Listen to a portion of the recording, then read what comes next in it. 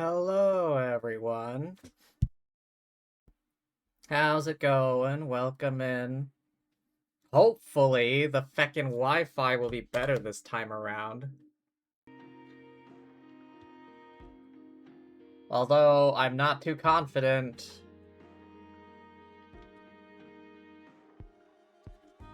I don't know what's going on. I mean, I was playing an online game earlier. Ping was perfectly fine and everything. The second I fecking open up OBS, suddenly gets... Oh my god.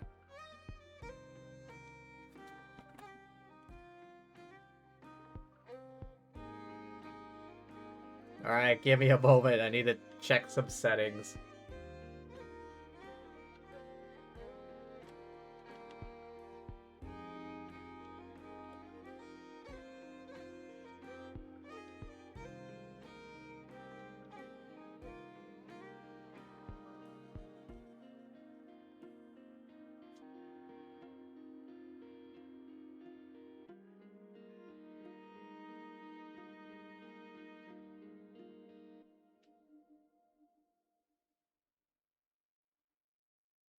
We'll see if putting my PC on high priority for the Wi-Fi makes it any better.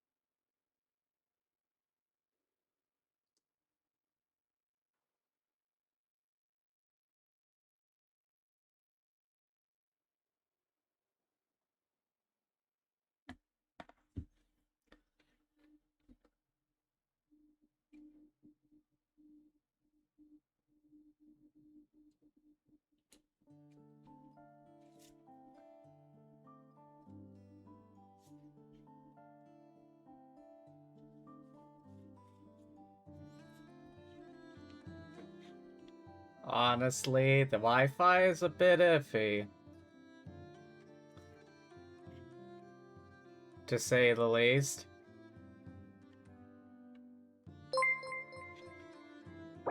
Oh. Hey, yo, Michael with the 37 months! Thank you for the support. Hopefully I can actually stream this time. I have yet to upload the VOD I made. But yes, welcome in. Hopefully I can actually get some streaming done today. Oh my god. For the moment, it looks okay, but that can change at any goddamn second, I swear to god. And of course, hydrate. One moment. I have a, raspberry sweet tea I got from Popeyes.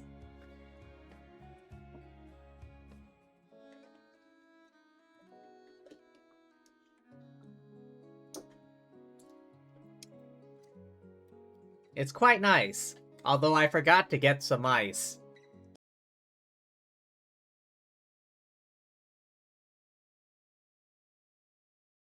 If the kids come over again today, I think I'll give them these toys.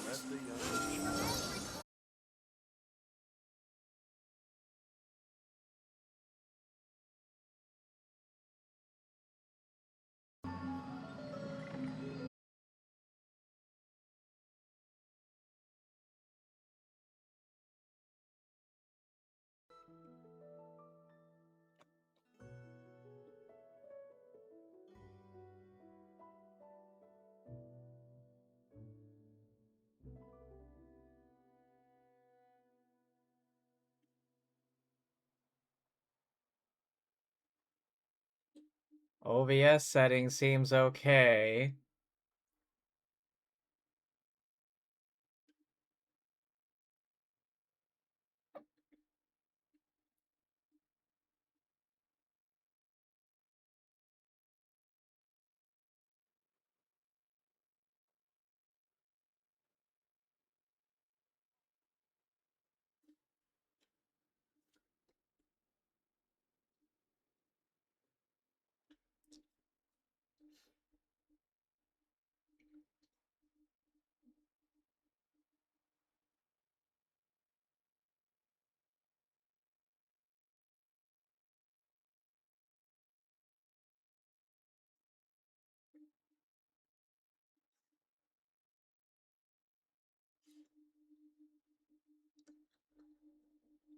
Why me?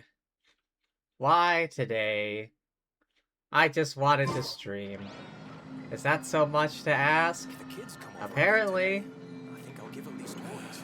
Better to just let the young'uns choose their own path.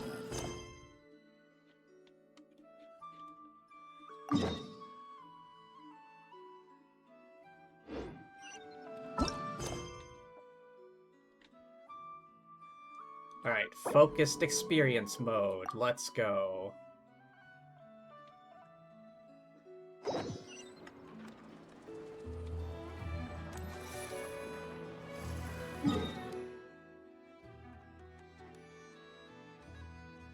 To Fontaine! Away!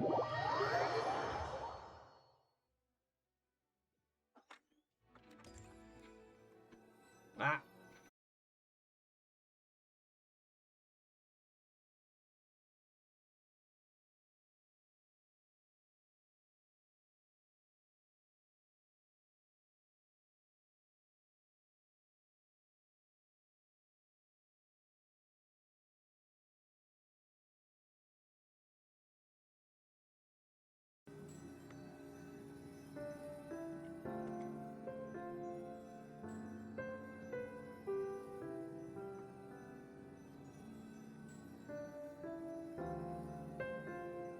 Oh my feckin' god. I don't sing for anyone in particular.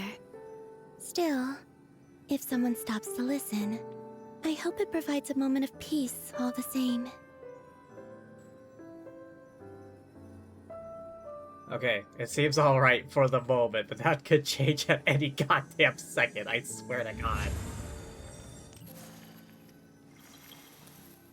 Hello, Farina.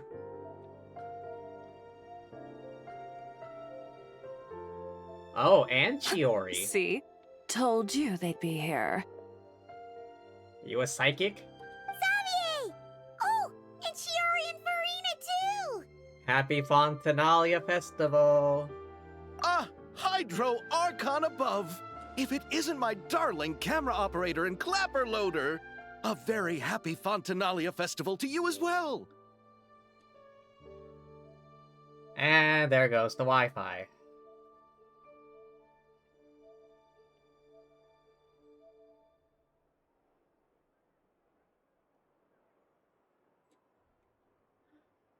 Why? I wanna cry. Oh, it's back. I'm guessing you came back to celebrate with us? But of course! Yep. And how about two? Even though the last festival had some unexpected hiccups, making the film was still super fun. Oh right, we kind of stumbled upon an actual, like, murder mystery, kind of. And Farina won the Farina Award. Of course she would name the award after herself. And then be embarrassed when she wins it. Since you're all here together like this, you must be planning on entering the competition, right? Yes, isn't that right, Director Farina? Of course!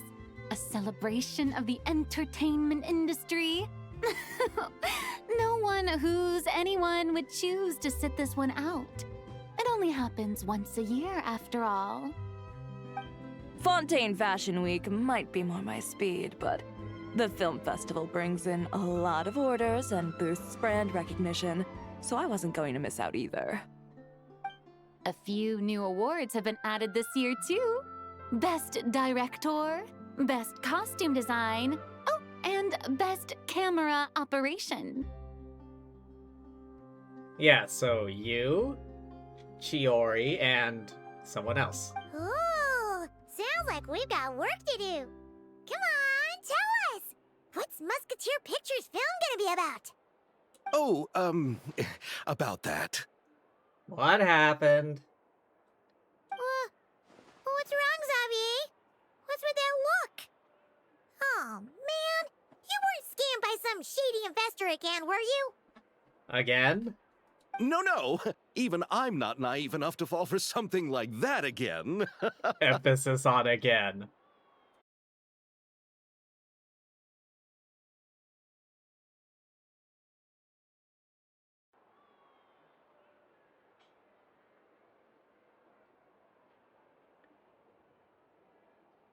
And are we back? I hope we're back. I think we're back.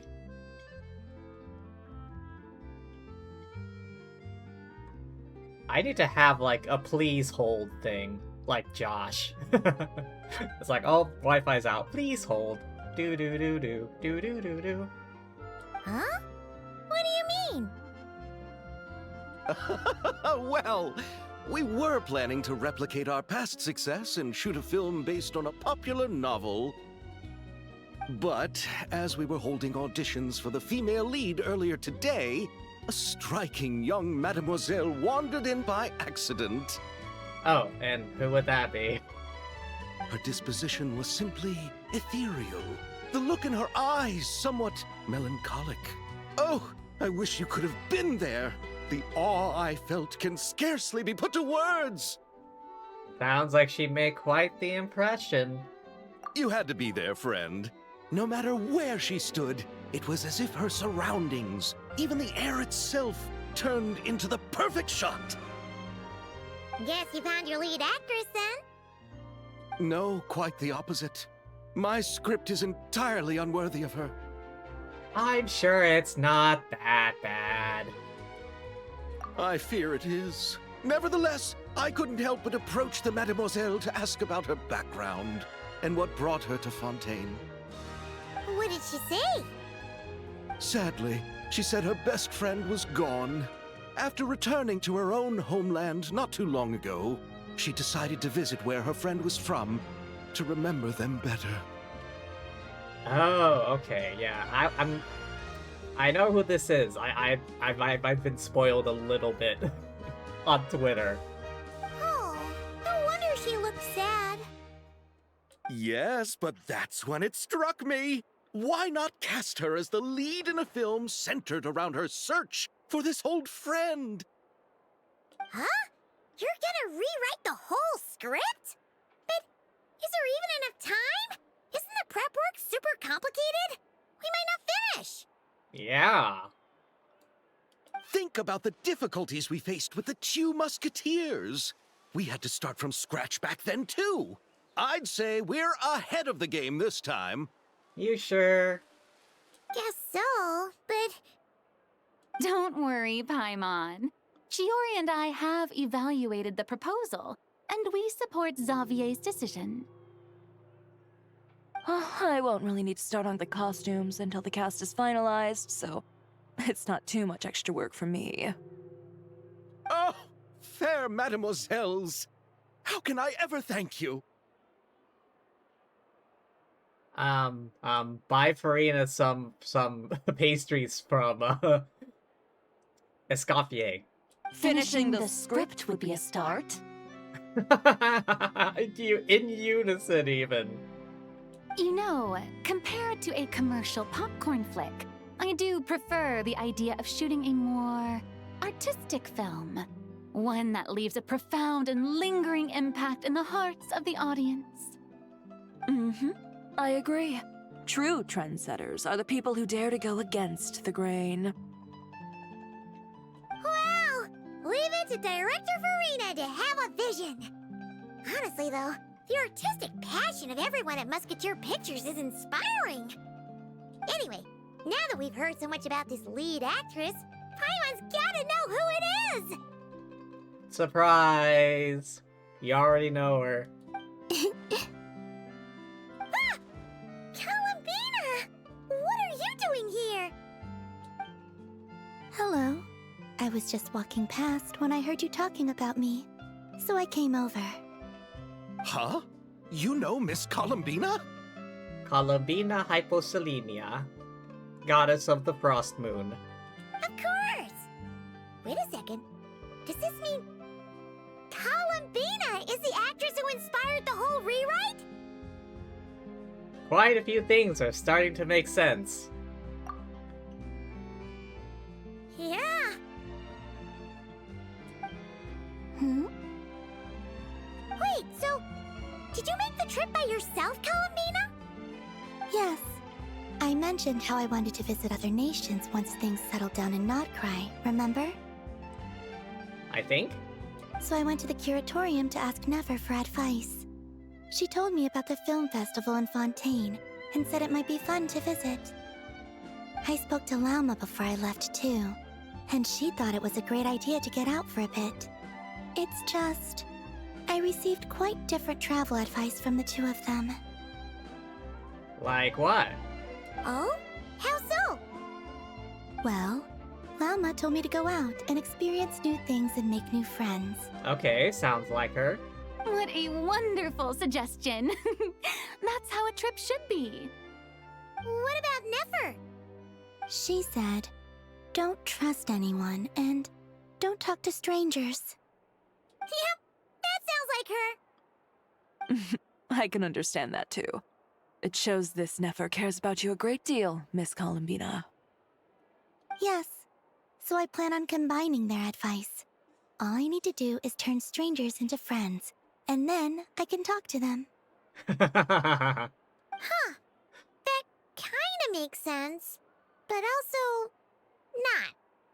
Well, that's one way to go about it, I guess. Hey, Chiori. Oh, look who's back. Happy Fontanalia Festival, you two. Well, if it isn't the star of our previous, movie production. Well, one of them. Oh, looks like we have a superstar in our midst. How about an autograph, Big Shot? Yeah. Ha ha, very funny. Uh-oh. It's Columina picking up on the wrong thing. All settled then? Yep, the Duke gave his blessing, and I cleared it with the Udex. During the festival, inmates with good behavior will get a chance to spend some time on the outside. Under the stringent supervision of the Special Patrol, of course. Risley! It's been a while! Happy Fontanalia Festival! Does that mean Veronique and her brother will be at the festival? Wait. Those two were the ones from the previous event, right? The previous film festival event? The victims of the one guy who wanted revenge? During a specific window of time, sure. Doesn't hurt to give the inmates something to look forward to. A little sun will do them some good, I think. Yeah, speaking of which, like, surely the food down there must be fortified with vitamin D or something, because otherwise, like, how the hell are they not dying from vitamin D deficiency? This is a friend from your travels, I'm guessing. Thought I heard something along those lines. Right! We should make some introductions, huh? Chevros, Risley, this is Columbina, a friend we met in Nocry. Welcome to Fontaine, Miss Columbina. I bet the weather's been quite an adjustment. Yeah.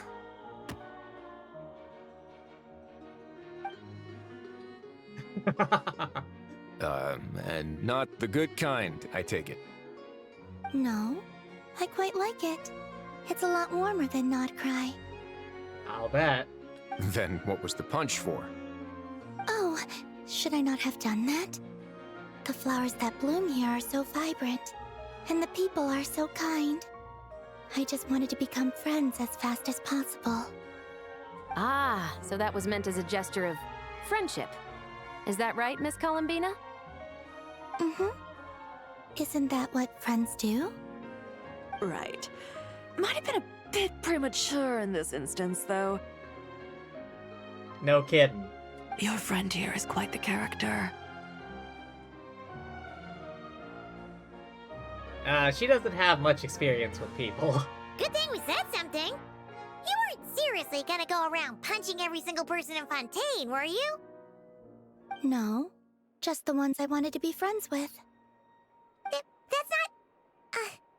what Paimon's trying to say is, maybe keep the punches to a minimum until after you're friends with someone. If you say so. You're quite the character, Miss Columbina. So, are we friends? Of course. Any friend of the Traveler is a friend of mine. Punch. Yeah. Oof.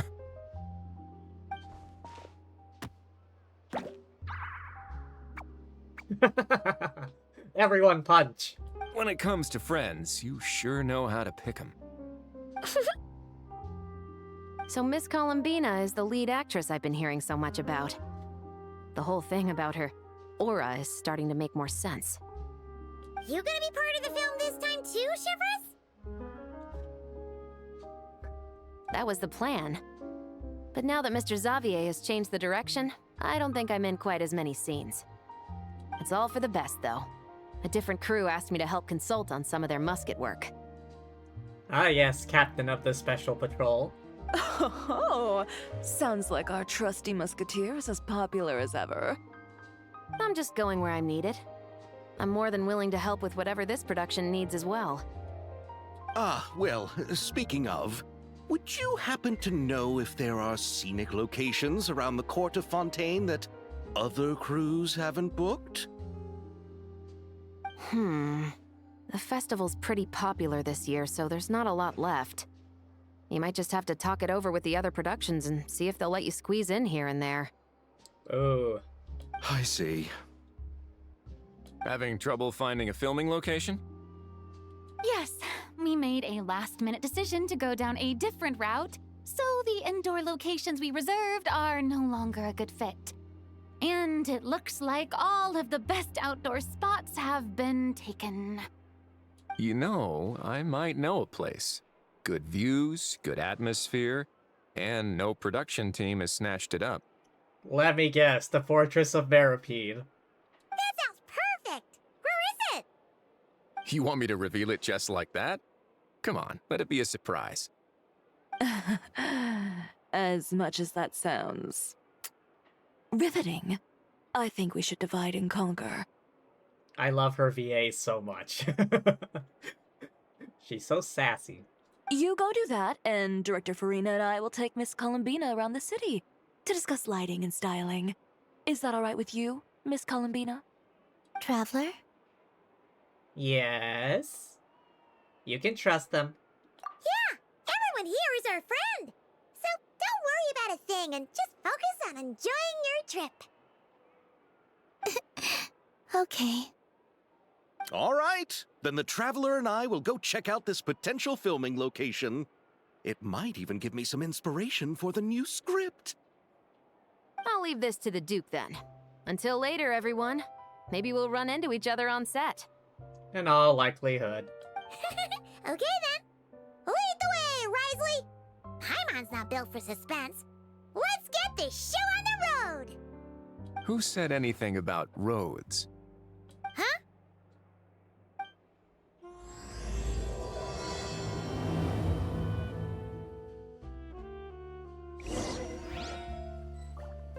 It's the filming location is just what?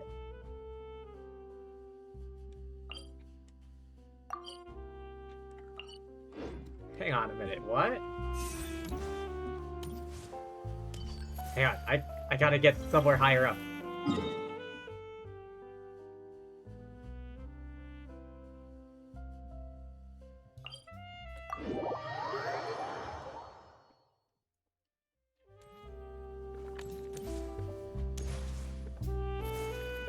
Is it on the water? No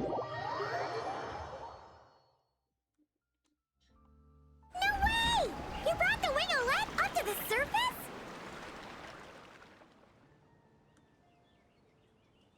It'd make quite the grand backdrop for a film, don't you think? Paimon's more focused on the fact that this thing is supposed to be underwater, inside the fortress of Meripede. Hang on, was this the thing that, like, they were building down there that helped evacuate the people during the Great Flood? True. And keeping up with the maintenance on a vessel this big is a lot of work. It takes a crazy amount of manpower just to keep it up and running. Oh, Paimon kind of thought it just sat there until you needed it. I wish it were that simple.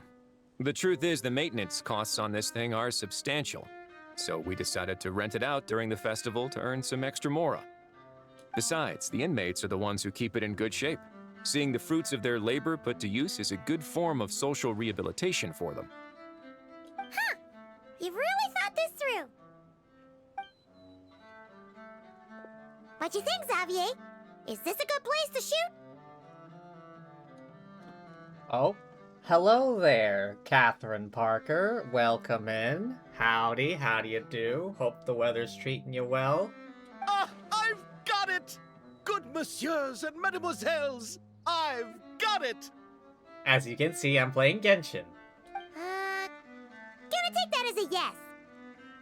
The beginning is the hardest part, and the opening of this film has been eluding me, but now I know just how it should start. Glad to hear it. Thanks for bringing us here, Risley.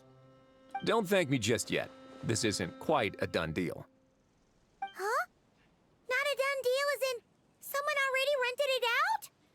You said no other production teams had snatched it up. This person isn't affiliated with a production team. The rental fee was high enough to scare off plenty of other film crews, but she didn't blink. Made quite the generous offer, and didn't even attempt to haggle. Do you know what she plans to use it for? I'd like to at least have a rough idea before going in to negotiate. I didn't ask for the details, but I did see what looked like a fishing permit and a business license on her desk. Fishing permit? My guess is she's planning on using it for some kind of restaurant or aquarium. A floating restaurant is sure to attract people, but an aquarium sounds cool too. The views from the ship make it a great spot for a date. How am I doing? Alright, alright. I got the day off from work today, so that's nice. For once. Honestly, I've been working so much overtime lately. Having a day off is so nice. The winglet might not be under my command right now, but it's always nice to see her admired. A film is sure to drum up some good publicity as well. I do hope we can work something out with the current captain. Well, guess we should head over and talk things out then.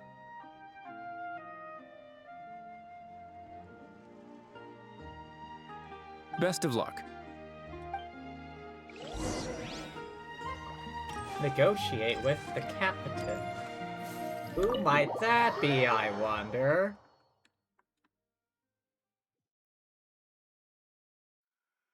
Wow! The winglet seems even bigger up close. The rooms are so spacious. Wonder who rented it out. Someone rich, that's for sure. Hello? Anyone there? Guess not. Perhaps the captain had business to attend to elsewhere.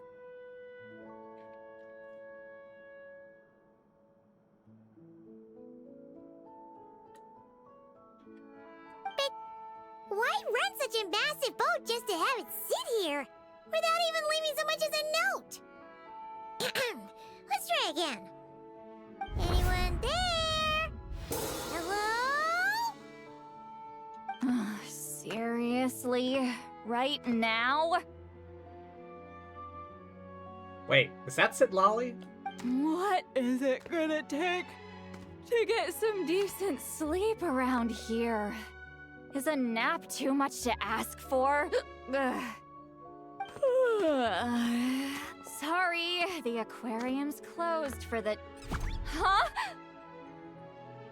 Oh, new animations. Sid Lolly? Traveler! Paimon! Hold on. Wow. It's not often you see, like, custom animations for this kind of thing. They always just use, like, the same stock animations for everything. This is just great! How am I gonna go out dressed like this? What happened to my regular clothes? Damn. They paid these people extra or something. The wash! I put them in the wash after I drank too much and fell into the fountain. Oh, this can't be happening! Am I seriously gonna go out like this? Although I'm amazed. They, like, never used, like, custom, like, animations for this. Think we might have caught her at a bad time? In her pajamas. Pajamas. Sid Lolly? I don't wanna hear it. You look cute. Hear what? A single word about what I'm wearing. No comments, none. Is that clear? Oh, yep. Crystal. What's wrong with it? It looks cute. Huh? You think so? No, wait, I told you not to say anything! I didn't. What was... her thoughts. I heard her thoughts. How could I forget about that? Oh, this is so embarrassing. I seemed a little too pleased to get that compliment, didn't I? Wait, the mind reading went both ways. Does that mean the Traveler's hearing all this too? I didn't hear a thing. You clearly did! Huh? What did we do? Paimon's not following. Nothing. It's nothing. Let's just move on. Did you need something? Yes, actually. You're not here alone, I see. Hello, I'm Xavier, a film director and producer from Fontaine. I meant to introduce myself sooner, I just didn't want to, interrupt. No wonder we ran into each other in Fontaine of all places. You must also be in town for the festival then. How did you afford this place? Did you just amass a fortune over all the years you've been alive? That's right! We're helping Xavier with his film. In fact, we were hoping to shoot some scenes on this boat. You're the one who rented it out, right, Seed Lolly? Me? Rent a boat? I wish I had that kind of spare cash floating around. Not to mention the spare time. Wait, if not you, then who? Don't get the wrong idea, though. I'm not here to sail off into the sunset and live out some cushy retirement life, okay? I'm not that old. Wait.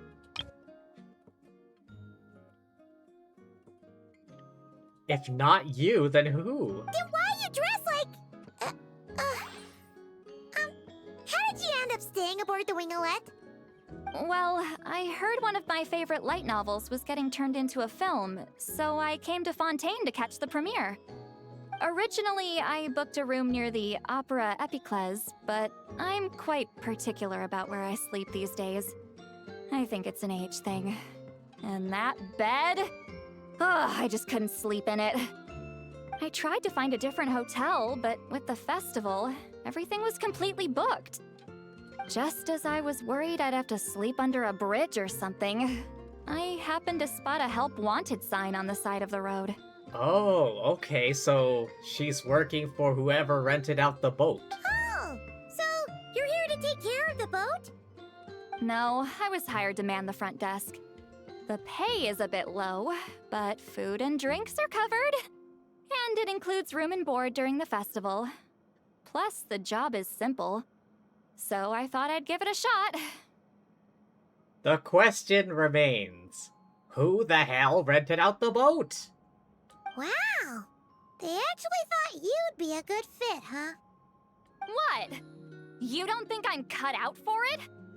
All I have to do is tell people the aquarium isn't open yet. Other than that, I'm free to do whatever I want.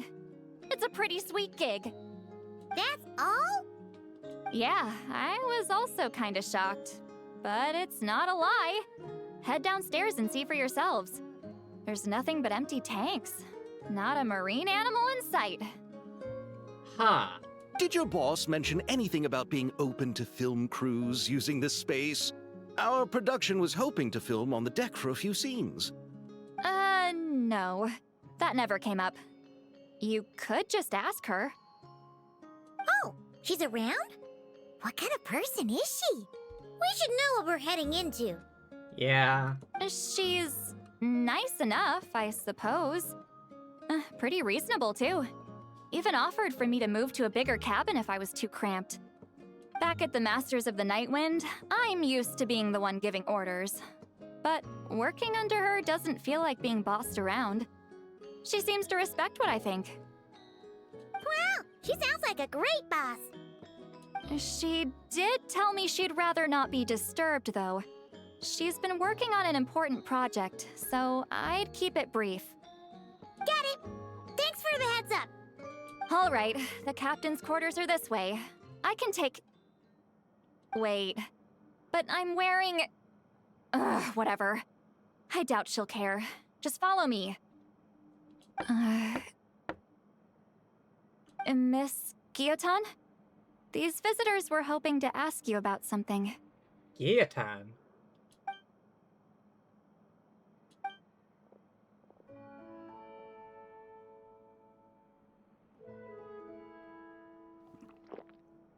She's alive! I said to limit the interruptions.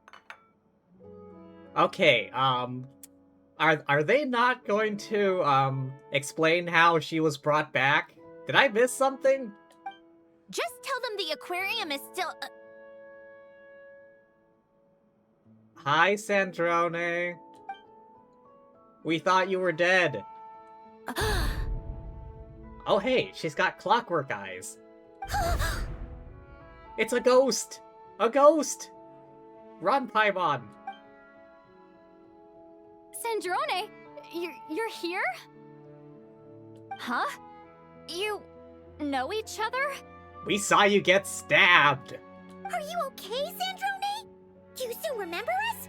Everyone was so upset after...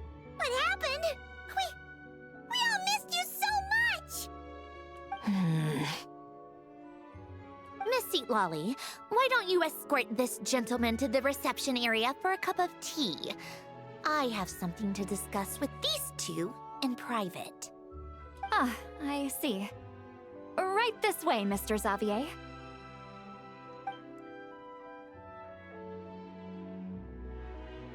We thought you were dead. Centrone? I really can't go anywhere without running into you two, can I? Are you okay? During the battle, your core, it was... Destroyed by that bastard Dottore. That's right. But as you can see, I'm fine now. No major issues. Or at least, there shouldn't be. Perhaps you'll be delighted to know that we killed him a second time. Oh, what a relief! Oh, why didn't you tell us sooner? Or come back to see your friends? Now that I have the chance, I just want to say... Thank you for saving me. Huh? Ugh, don't get the wrong idea. I only saved you so we could complete that formula and defeat Dottore once and for all. Even if he did crawl back from the grave to make us all miserable again. Don't you worry about that. We killed him a second time. That doesn't matter. You're still a hero. Indeed. All right. But it wasn't just me. All I did was lend my brilliant mind to the cause and take care of one part of the plan. Although, I'm not denying it would have fallen apart without me. Wait, another one of these dragonflies. I swear I saw one earlier, back, when we were talking to Farina and Chiori. I saw one floating, like, above a guardrail or something. You got that right. You're amazing. But how did you go from a, From being dead to being not dead. from a lifeless pile of scrap to looking like this? Is she like a Nike? Just pluck out her brain, stick it in a new body?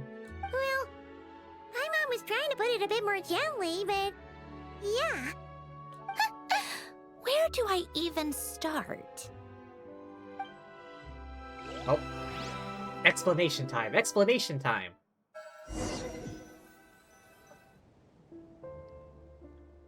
Okay, this is the old body.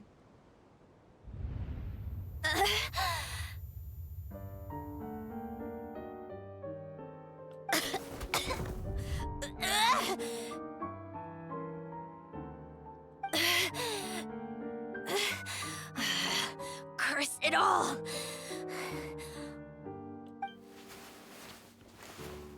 Where am I? Did we do it? How much time has passed? I'm not in one of that lunatic's experimental labs, am I? Wait, Fontanian Decor. Books from the Research Institute. Phew. One thing at a time. Initiate self-diagnostics. Assess the extent of the damage. Cut power to compromised, non-essential components. Then reconstruct available action modules. Severe damage to the core. Dottore, you bastard. Is that supposed to be the stab wound? Polonia? Oh yeah, he got kind of messed up as well. Polonia, wake up! Activate!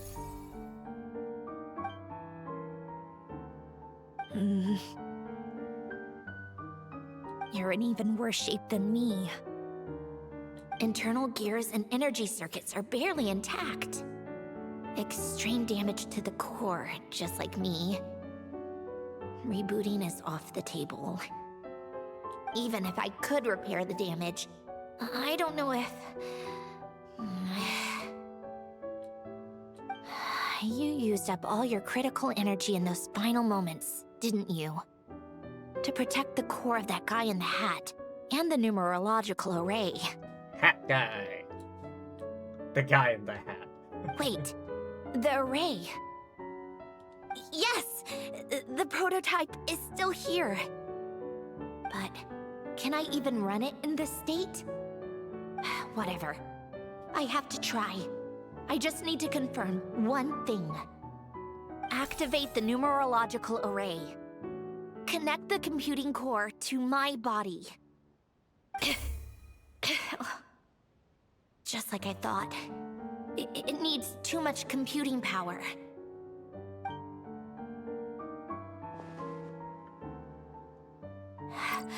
Cut off power supply to all functions except the thinking module. Please. I just need to ask one question. Initiate query regarding the 3 moon sisters. How many living moon goddesses are there in possession of the Trilunar Authority? 1. It worked. You did it, Columbina. You made it back. All thanks to you. But how did I survive? Good question. The self-diagnostics showed damage severe enough to shut me down for good. What triggered the reboot? Huh? A built-in message? Only visible after a core reboot? The final gift. Alen! Were you the one who gave me the second chance? But why now? What activated it? Is that a vision sitting there on the table? What is that? A vision? Wait, no. It's a stellar linchpin? Oh. Well, that's another new thing.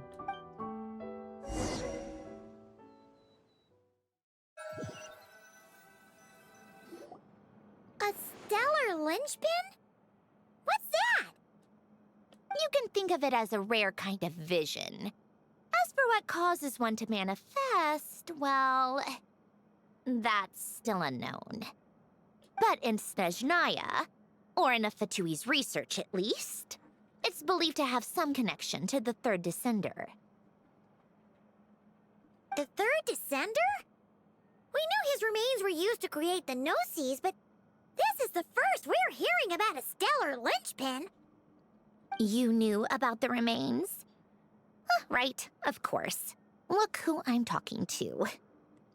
Yes, the heavenly principles used the remains of the third descender to create the 7 Gnosis as a means to consolidate the Archon system. Visions result from that same system, so extrapolating from there, it's clear that the manifestation of a vision is also, to some extent, related to the third descender. Still following? I do. For those that wield them, visions serve as a means to channel elemental power. The same is true of stellar linchpins. The difference is that, when wielding elemental energy, stellar linchpin users often exhibit a unique kind of power that seems to come from beyond to that. It's believed that, when a stellar linchpin manifests, impurities from the remains of the third descender get fixed in place. Hence, the name. That's also believed to be the source of the strange power I just mentioned. Impurities from the remains of the third descender. We've heard that visions can appear when someone has a really strong wish or desire. Stellar linchpins sound kind of similar, so does that mean... Huh? Oh, don't look at me like that. I've never had any grand wishes or aspirations. Just a list of things that drive me up the wall. So if you're asking why this thing appeared, I have no clue. All I know is that without it, the gift Alen left me, this built-in second chance, never would have triggered. The damage to my core was too severe. But thanks to the stellar linchpin's manifestation, it did trigger. And after my core rebooted, I I was able to repair the damage to my body. I also managed to import the numerological array, along with some of Polonia's surviving algorithms, into this form. Wait, does that mean Polonia is... Yes. Unfortunately, Polonia is... beyond repair. Oh, we're so sorry to hear that. But you also mentioned something about a final gift? Yes. Alen often spoke to me about wishes and desires when he was alive. I suppose he thought there might come a day when I wished for something, and was willing to sacrifice my own life to fulfill it. So he left me a chance to start over. You never knew about this gift? No, never. Interesting. Alen once said I was his proudest masterpiece. That might sound boastful coming from me, but it's also an undeniable fact. After Alen died, I started studying how Polonia and I worked. Polonia is essentially a computational machine, so it wasn't difficult to figure out the mechanical principles there. But when it came to my own structure, that's when Alen, the Lord Artificer's true greatness, struck me once again. I attempted to imitate it when I created Catherine, but in the end, she turned out to be nothing more than a superficial replica. What? But his creation skill, Catherine, is super impressive. We were shocked when we first found out she was a puppet. No, she's nothing compared to what Alen was able to create. Some of the mechanical principles of my own core are still a complete mystery to me. Keeping that gift hidden wasn't even a challenge for him. Just a shame I had to waste it on fighting Dottore. I just couldn't stand the thought of him coming out on top. It wasn't a waste. You gave the world a second chance. If you put it that way, the world owes me a whole lot then, doesn't it? Wait, but all this still doesn't explain what you're doing here. Yeah, she hasn't explained that bit yet. Risley said you rented the ship and even had some kind of fishing permit? That's because I'm trying to go back to the place Alen and I lived when he was alive. My former home, I suppose you could say. Wait, the Narcissan Cruise order place thing? The second chance wasn't the only part of the gift. According to the message, Alen left me a few other things that are stored in the house we shared together. Is that anywhere near the Narcissan Cruise in Kreutz Institute? I'm hoping that whatever he left me can help fix certain anomalies in my rebooted core. And help me understand why I received a stellar linchpin in the first place. Okay, so go back then. What does that have to do with fishing? And to think I'm talking to the saviors of Fontaine. Did you forget that the water levels have been rising for centuries? I can't just go back to the place I used to live because now it's underwater. Oh, right. With the rising water levels and changes in terrain, it's not just a matter of finding where it is, but also clearing away any sediment or debris. But Fontaine law prohibits unauthorized individuals and organizations from excavating underwater ruins. A Melazine caught me the minute I even made an attempt. Why not apply for authorization then? And face the endless slog of Fontainian bureaucracy. No thanks. Yeah, Yep, that... I understand completely. Besides, I'm a Fatui harbinger. The diplomatic implications alone would be enough to give the gestionnaires at the Palais Mermonia a headache. Really? That's how she pronounces it. Gestionnaire, not gestionnaire? A fishing permit, on the other hand, isn't difficult to obtain at all. Minimal paperwork required. And under the name Guillotin, the application was a cinch. Guillotin. Hang on, I need to look up, like, is the VA European in origin? was she, like, she have, like, European heritage, or is she from Europe or something? Because the way she pronounces a lot of things, it sounds like how a native, like, you know, French or German speaker would pronounce it. Gieta? Narzissenkreuz? Like, the average American would not pronounce it like that. So you're exploiting a legal loophole? Am I? That underwater home belongs to me. If I happen to chance upon it while doing some fishing, what's the issue with that? Of course, I do have to catch some fish to put in the aquarium, just in case the gestionnaires come to check up on things. That's also the reason I hired someone to man the front desk. Huh? But isn't that kind of a waste? He went to all the trouble of getting a business license and rented out this giant ship. Just for show? Well, I guess being a Fatui Harbinger, you don't need to worry about money. If you want to run an aquarium that bad, be my guest. Use the facilities however you want. I'm certainly not going to stop you.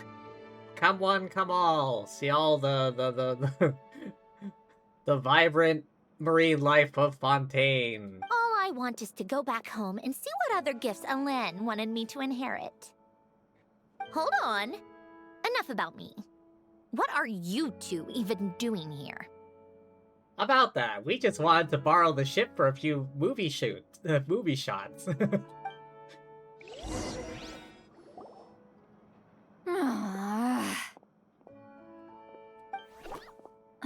Seriously? They've been in there forever. Again, with the custom animations. The reaction when they saw each other was strange, to say the least. You're lucky I was nice enough to leave the room and give them some space. Back in the Masters of the Nightwind, I'm the one who gets to kick people out. I just want to know what they're talking about. Should I cast a little eavesdropping spell? Don't forget, Traveler Lumine can hear you. No, what am I thinking? I'm Granny Eastley, the great shaman of the Masters of the Nightwind. I can't do something like that. This is just ridiculous. Making me wait out here for so long? Where's their respect for their elders? Oh, here they are. Were you back there arguing or something? What took you so long? It's complicated. The two of you are already acquainted with Miss Guillotin, then? Yeah? Oh, yep. But don't worry, we got everything sorted. Sandrone agreed to let us shoot on the ship, but it has to be when she's not here. When she's not here? That's right.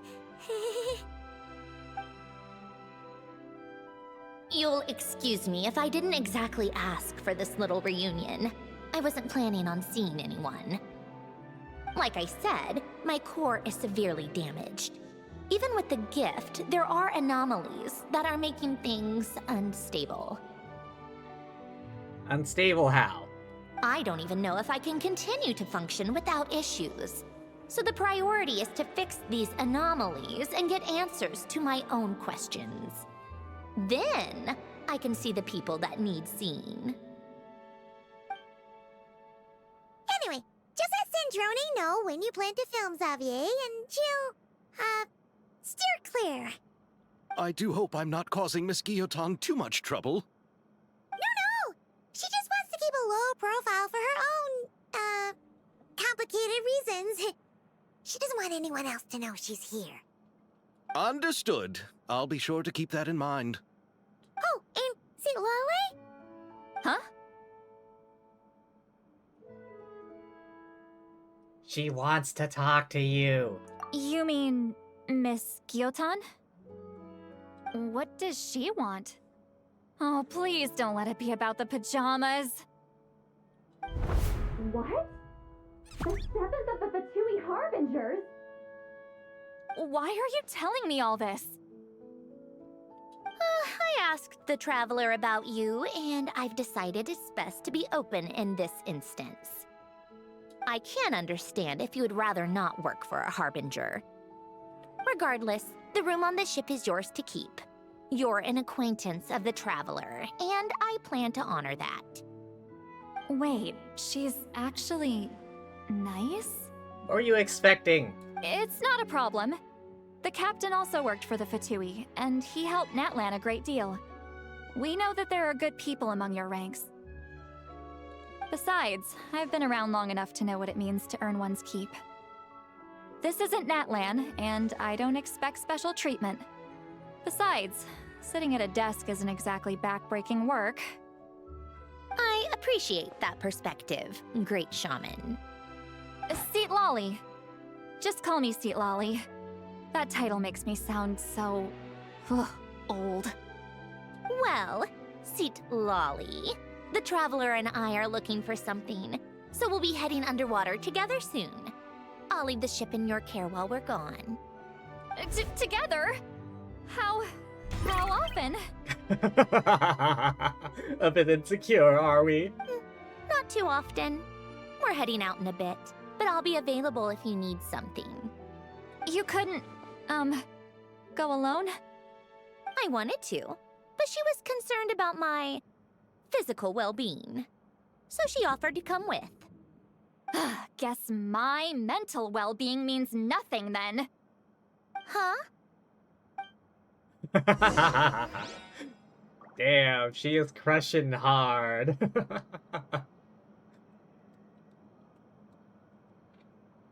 Any last words? Just be quick about the whole thing, okay?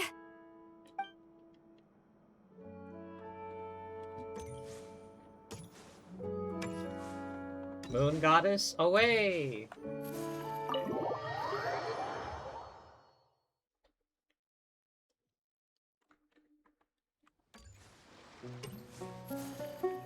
Huh? Oh. Wait, I thought we were supposed to head underwater.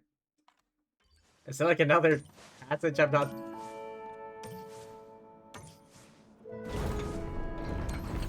Oh, we're supposed to talk for something?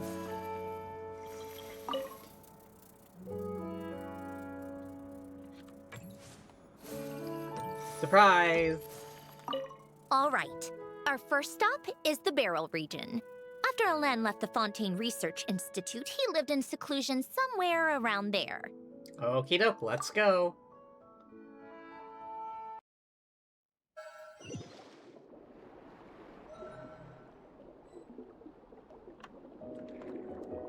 Huh. This place has changed a lot. Yeah, Guess it's I really underwater. have been gone for a long time. Oh, right, I'm... Let's look around and see what we can right learn. now.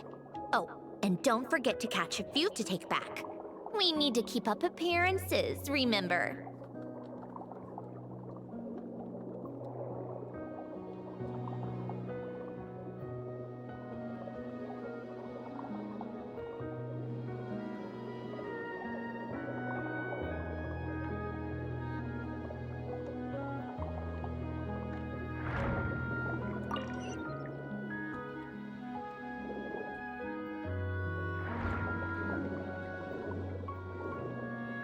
Surprise!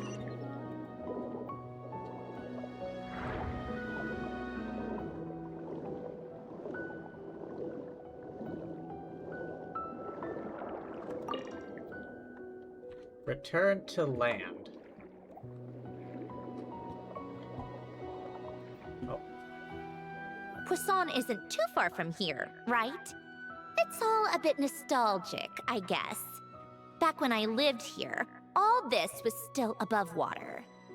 All right, I have a general understanding of the terrain changes and sediment accumulation. We can stop here for now. Okay.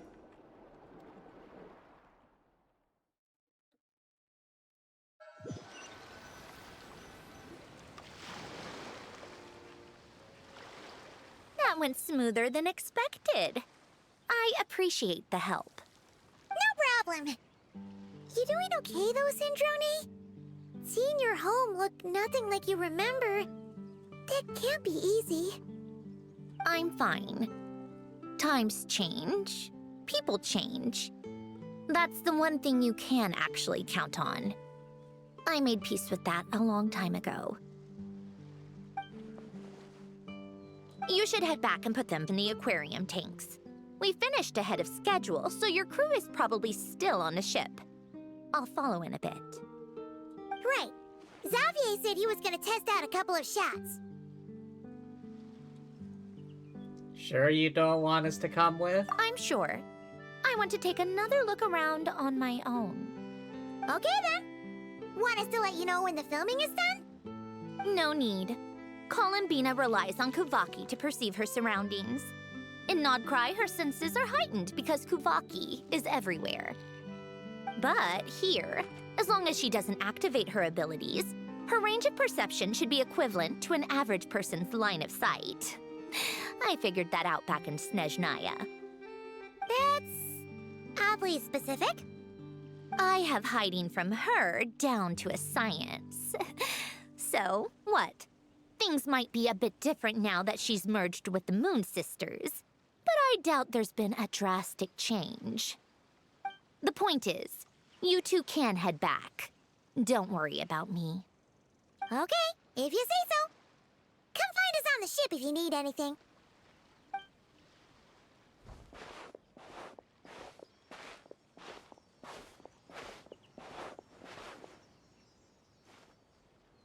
What did you leave for me, Ellen?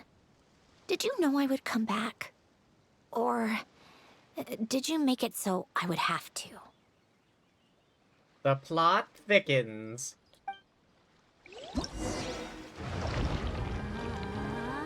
Oh, okay.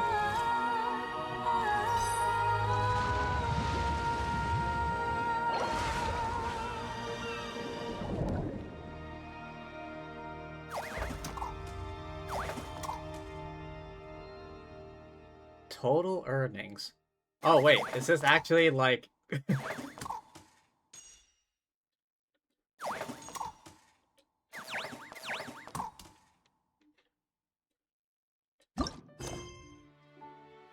Oh. Right. I really want to go traveling. I don't mind where we go, as long as I have my friends with me.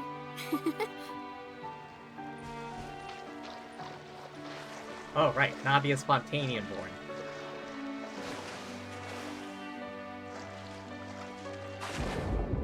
Which means... Dolphin Leap.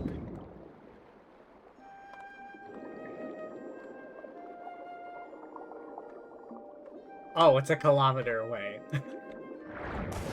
I just wanted to do some Dolphin Leaps. Yay!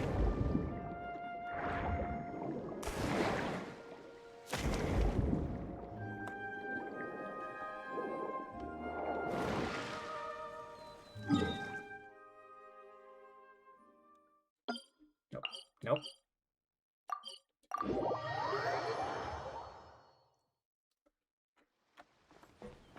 Hey, we're back.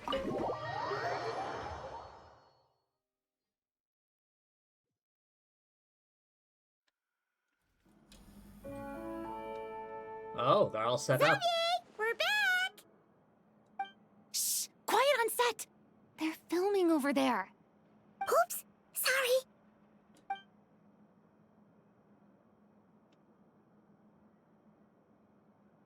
Oh no, he's dead.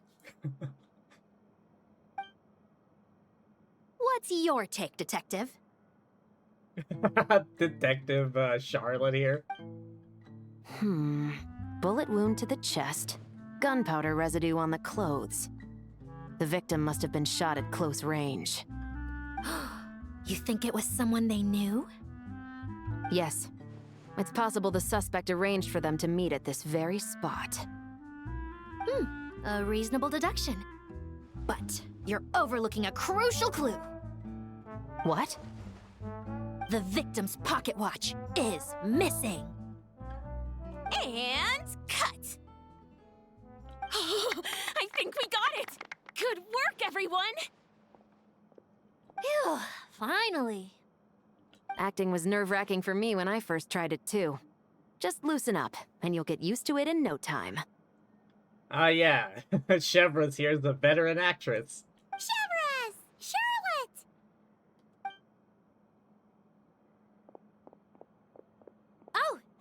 you two. Were skirts always that many in this game?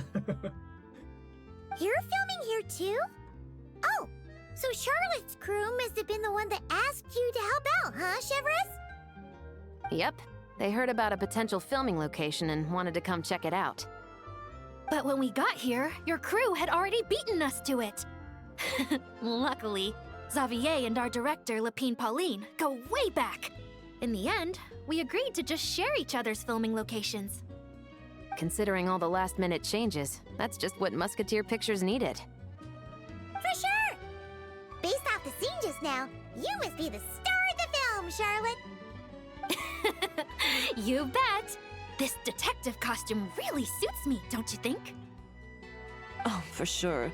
You're already right at home lurking in the shadows taking pictures of this and that. Add a notepad and you're practically method. Thanks, Miss Chiori. I appreciate the compliment. That didn't sound much like a compliment to Paimon. So this is a film set? It looks like a very happy place. This must all be quite new to you, Miss Columbina. Yes. I watched a few films with a friend once, but she thought there was no point if I wouldn't open my eyes. So she stopped inviting me. Looks like I missed out on a lot. Well, now you get to make up for it. True. But being an actor seems like a tough job. Huh? Most people would swap lives with an actor in a heartbeat. The lifestyle is so glamorous, and the pay is more than generous. But they have to act out lives that aren't their own, with the whole world watching on in judgment.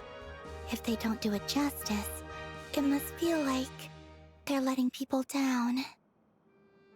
That's exactly how it feels. This young lady has quite the unique perspective. Well, that's true. But these actors are here because they want to be and they think it's fun. Most of them, at least. Not to mention, the film we're shooting is based entirely on you, Miss Columbina. You just need to be true to yourself. I don't have to pretend to be someone I'm not? Not at all. Authenticity is what we're after. For example, this first scene opens with you on the boat, sailing to your friend's homeland. You just need to think about that moment in the story and picture how you would feel. Oh, okay. We're all here? Wonderful! Let's head to the deck and get shooting. Oh, and this is for you, dear Paimon, your clapperboard. Whoa! Is this the same one Paimon used for the Two Musketeers? The very same. I saved it just for you. Aw, how nice. Thanks, Xavier! Feels like being reunited with an old friend. Did you keep my camera? Of course! That said, I have a different job in mind for you this time, Traveler. What is it? Our film is focusing on a single protagonist, so conveying the subtle changes in her state of mind is of the utmost importance. In addition to the actor's own performance, another way we can convey that is through lighting. Huh? But there's already a lighting specialist, isn't there? Yes, but it's clear the Traveler and Miss Columbina share a deep bond. You might have a better chance of understanding her frame of mind in certain scenes. Oh, that makes sense. Yeah, I see that. So, what do you say? Willing to take on the role of lighting specialist? Not sure I want to give up the coveted title of camera operator, though. Then we'll combine them! You can be the chief lighting and camera specialist! It's settled! I leave the job of translating our leading lady's inner thoughts in your capable hands. Go to the deck.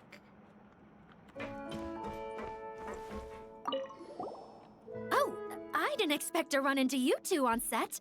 Happy Fontanalia Festival. Nice acting back there, Charlotte. Thanks. I'm, usually the one behind the camera, so it's actually pretty nerve-wracking being the center of all that attention. Surprise! But I've known Miss Lapine Pauline for quite some time. so we work really well together. Miss Lapine Pauline prefers to assign roles based on our own personalities. She'll even adjust the script to make it a better fit. The scene from earlier was just me and Chevres, but Navia and Emily are also going to be taking part. Oh. Ooh, that's quite the lineup. Your film's leading lady also seems like quite the score. Just on first impressions alone, it's clear she's someone special. Yeah, she's the moon goddess. Guess we'll just have to wait and see who wins Best Picture and gets to go home with the Farina Award. Imagine if it's Farina again.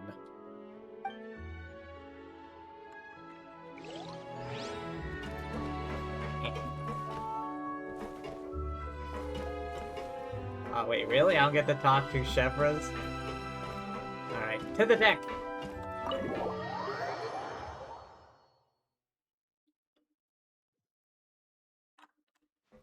Oh.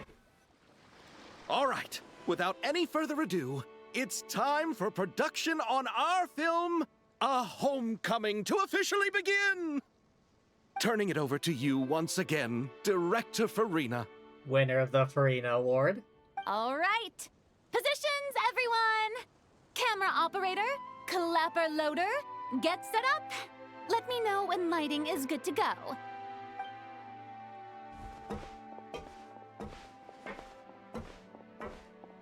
All you need to worry about, Miss Columbina, is hitting your mark. Other than that, just focus on immersing yourself in the emotions of the moment. Okay. Good. Lighting, are we ready?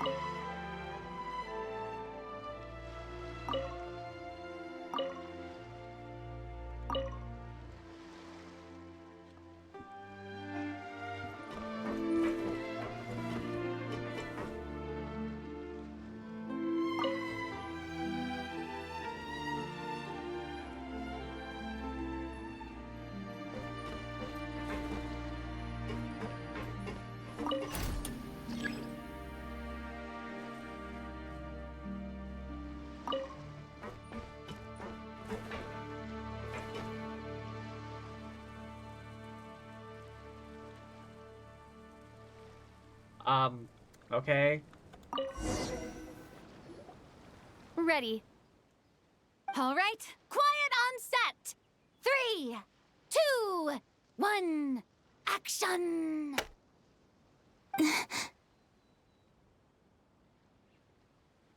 This is her homeland. Columbina. Cut! The emotions I'm looking for were definitely there. Let's just try to keep it a bit more natural. Oh, but definitely keep that gesture at the end. I loved how real it felt. You looked genuinely moved. All right, if you're ready, let's go for another take. Miss Columbina? That presence. It kind of felt like... Maybe do a better job of hiding yourself, Sandrone. Sandrone?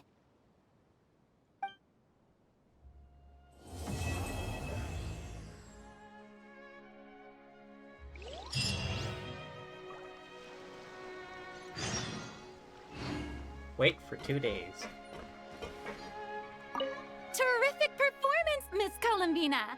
Truly excellent work. Thank you, Director Farina. You really don't mind me not taking off my eye mask? Not at all. Xavier and I already talked it over. The character is based on you, so there's no need to change what you're accustomed to doing. Besides, the mask could become one of the defining traits of our film's leading lady. Just like you suggested. We'll leave the reveal to the more important moments.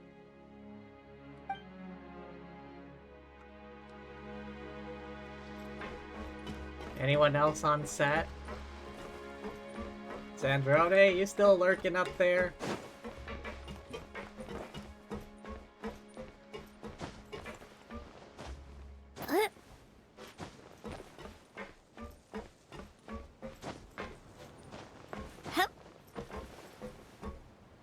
No?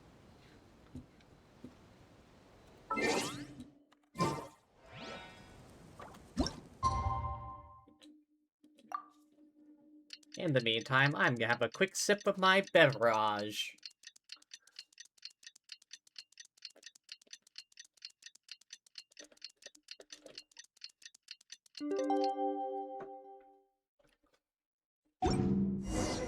Sandrone said that if everything goes smoothly, we should be able to pinpoint the exact location of her home today. Let's head to the Wing-O-Lette and meet up with her. We've been standing here since last night.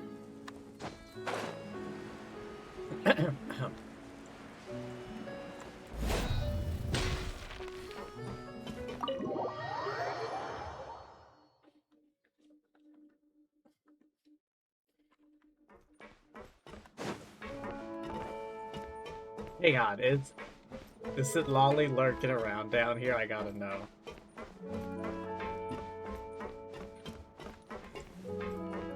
Oh! This is the aquarium. Oh hey, those 3 things we caught are here.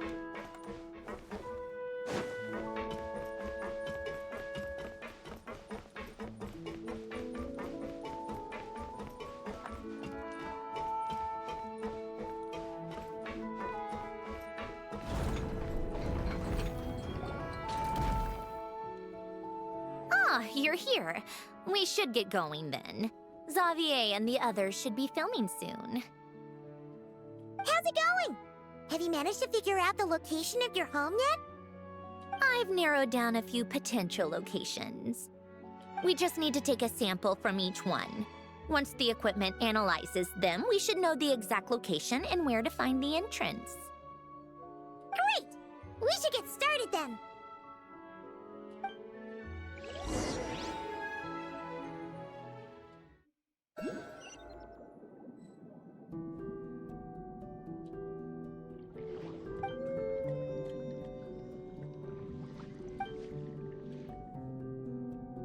All right, let's get a move on.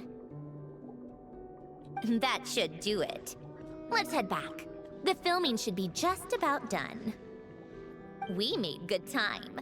We might even know the location by the end of the day. You sound pretty happy about that. Do I?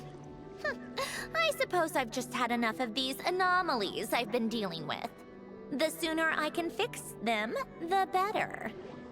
Anyway, enough chit-chat. We have work to do. Oh, but let's head in through the side door. I don't want to run into the crew on the deck.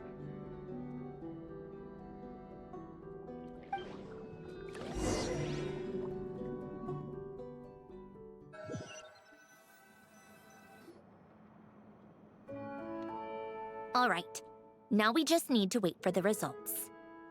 Since we have some time to kill, I suppose I might as well see how this aquarium of yours is coming along. You seemed quite enthusiastic about it, after all. It's really coming together. We haven't done anything yet. I've had the focused experience mode on. Those we have lost.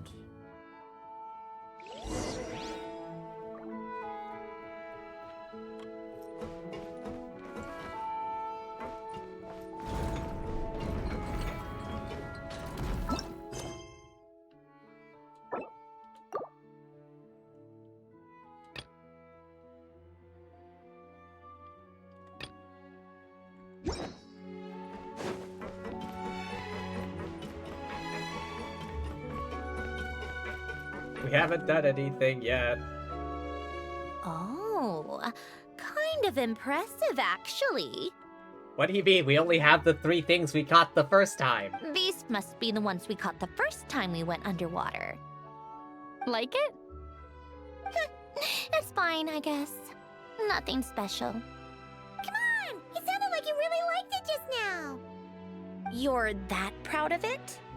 Is this a sense of accomplishment or something? Well, yeah. And it's pretty. You know it's gonna be gone soon, though, right? What do you mean? After the festival, this ship will be returned to the fortress of Meropide, and this aquarium will be no more. So?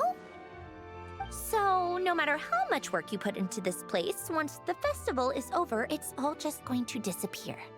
But we'll have the memory, Sandrone. Not making the most of it when we have the chance is an even bigger waste. But if you know it's all going to be gone one day, why even bother? Well, because Because you still get to keep the things you gain along the way. And those are things that can never be replaced. Doesn't that make losing them even harder? well, if you put it like that. But the happy memories we make along the way last forever. You just have to take a more glass-half-full perspective. The real aquarium were the friends we made along the way. Not to mention, everything we do here is gonna be on film, so it'll still live on in some shape or form. And when you look back on it, only happy memories will come to mind. Exactly! So it's about finding joy in the process itself. Yeah, you know, journey, not the destination, blah blah blah. Traveler! You're back already? What's wrong with that? You say that like it's terrible news or something. How did you get here? I didn't see you on the deck. Oh, never mind. We need to help Miss Guillotin hide ASAP. The crew is heading over here to shoot any second. What? They should be done by now. There was a mishap earlier that cost them some time. I was waiting on deck so I could warn you the minute you showed up. Anyway, you should head back to the captain's cabin right away. They're gonna be here any minute now. Ugh, finally! That's a wrap for the scenes on the deck. Wouldn't have taken half as long if the wind hadn't snapped our equipment in two. Ah, damn, everyone's here. Uh-oh! Too late! Change of plans then. You'll just have to hide. Hide? And where exactly am I supposed to do that? Hide behind one of the tanks? I don't know. Oh, there's a box over there! You can get in that! Huh? You expect me to... Do I need my makeup done for the next scene too?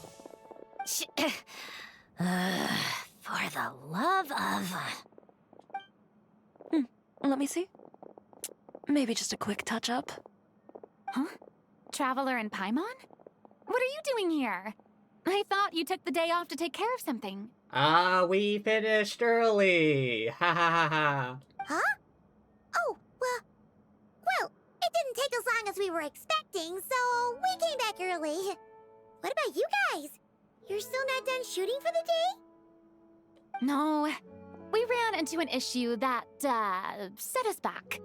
It meant Miss Charlotte's crew wasn't able to wrap either. We both still have scenes to shoot in this aquarium. Oh, that's not ideal. For several reasons. Let us help then. The sooner we wrap, the sooner everyone can get some rest. All right. Thanks, you two. Miss Charlotte's crew can go first then. If I'm not mistaken, you still have a night shoot later. Thanks, Director Farina! Of course. Fellow artists should help each other out where we can. Agreed. Well then, camera, lights, get set up. Actors, give your lines a quick once-over. Let's try to get this in one take.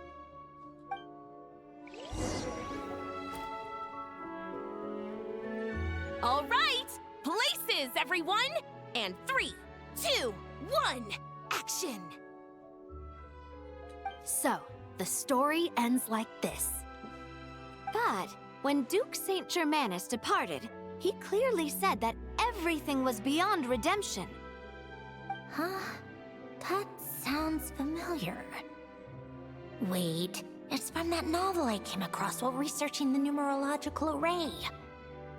He's only a genius when it comes to mechanics, and everything else, he's just an ordinary person. Shh.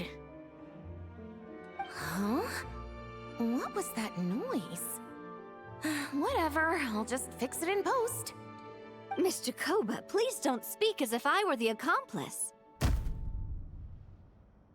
Not so hard. This box isn't sturdy enough for that. This is why I keep saying, don't put too much trust in Clockwork Mecha. Unlike humans, machines don't have a heart. A heart? Oh, flashback. That's right. It's what's on the inside. It's also referred to as someone's soul, or likened to free will. You can think of it as a person's core, what makes them unique. In general, though, people don't believe machines are capable of having a soul. You said my emotion module was faultless. It is, but that's not quite the same thing. Do you think I have one then? A heart? I don't think so. I know so. The question is, do you recognize it within yourself? That's where you're wrong. I can't believe this. Forcing me to hide in a box and listen to this drivel. Me. In the end, clocks tick through tranquil years. Fish swim in crystalline springs. No matter how grand a dream is, it will fade away like this. Forlorn, wordless, silent. And cut! Whew, that was a long one. What did you think? If she makes them do another take, I'm going to flip a lid. And not just the one to this box. Oh, there were some weird audio things going on, but acting-wise, it was great! It's a keeper! Perfect! That means... I can get out of this box. It's our turn. Camera operator, set up for the next scene. Oh boy. She's gonna be stuck in that box for a while.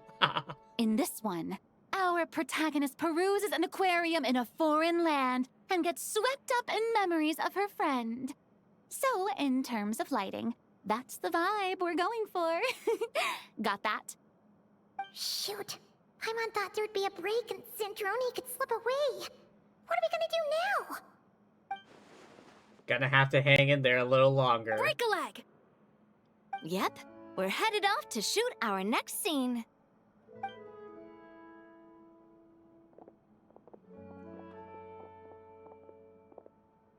All right, quiet on set. We're about to start rolling. Ready, Miss Columbina?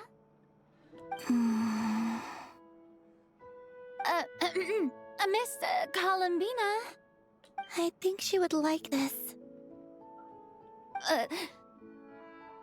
Quick, we should roll on this. It doesn't forage with the others, or prey upon its smaller kin.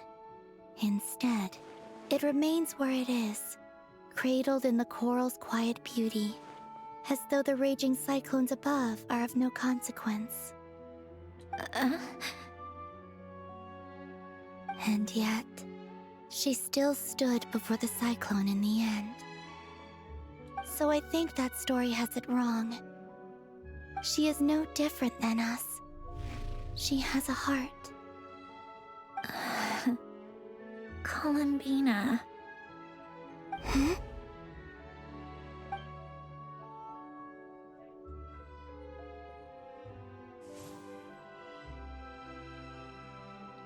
Uh-oh. Is she onto us?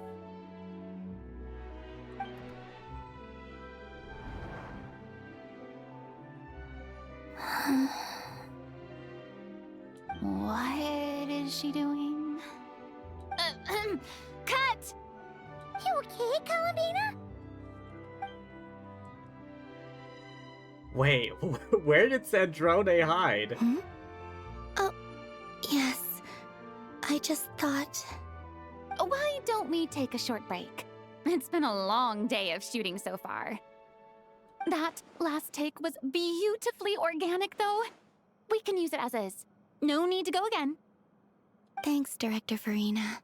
But I'm fine to continue. You're sure? In that case, let's shoot some quick B-roll.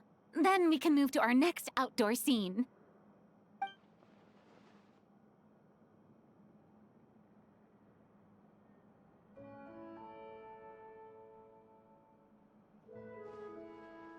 Where did she hide, though? We're in the clear this time.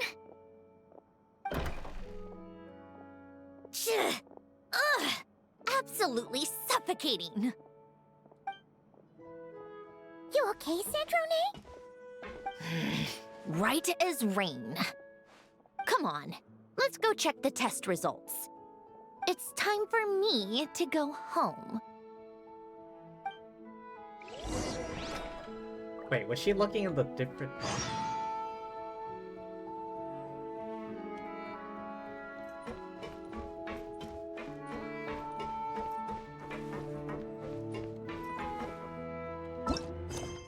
Hang on, there.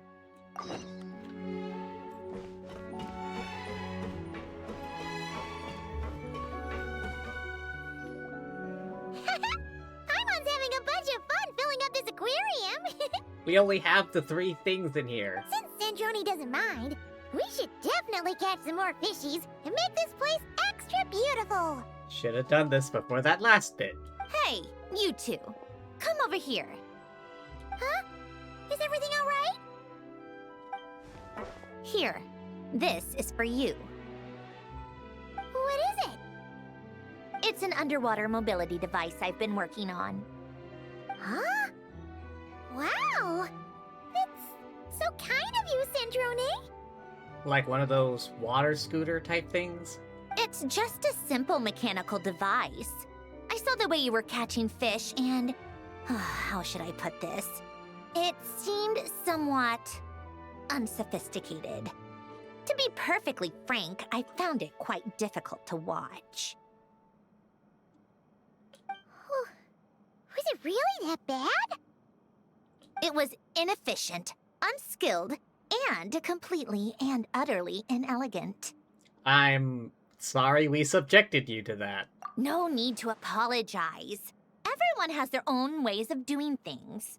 But seeing as you plan to keep adding to the aquarium, it might be best if you use this device. The waters of Fontaine are home to more than just harmless ornamental fish. There are plenty of predators who could do you some real harm. This device will not only help you fish, it'll also help you flee. Thank you so much. All right.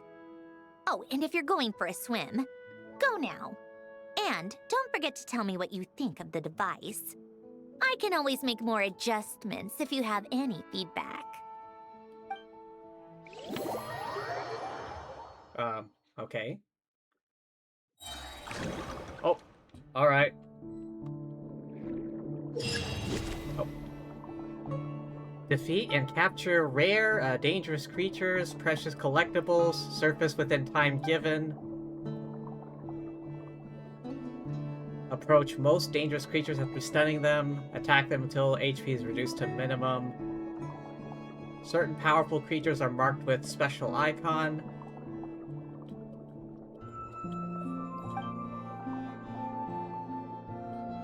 Open treasure inventory to move or rotate items.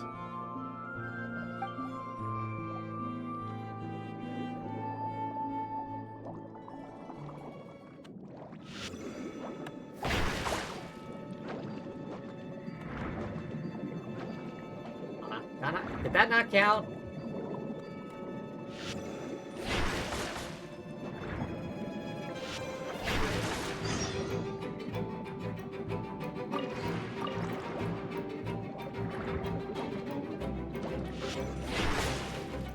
What? I hit it.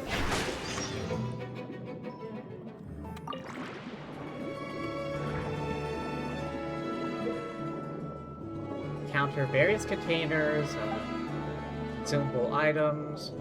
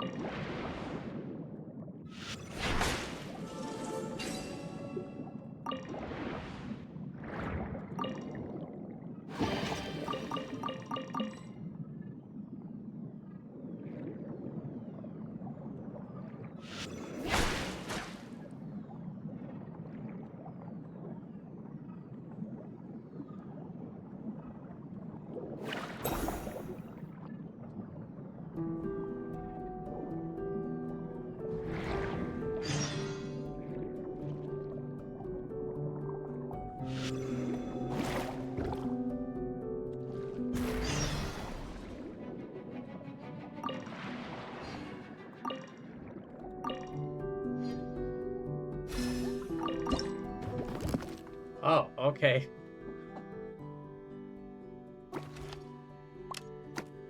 Okay, I can get rid of those.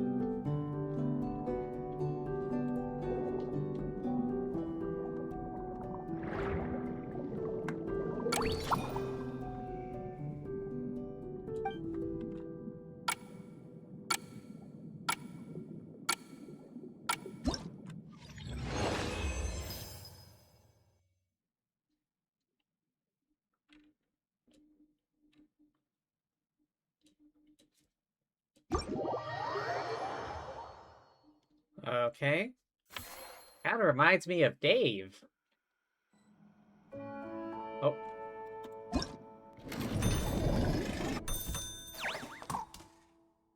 Main target is shown here. Click to complete commission.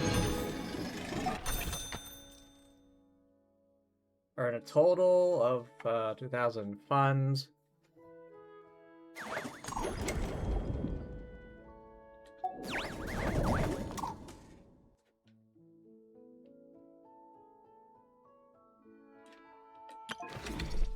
Oh, okay.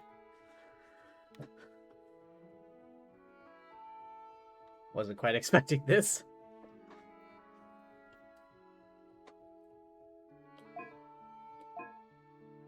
Base damage, space expansion, durability.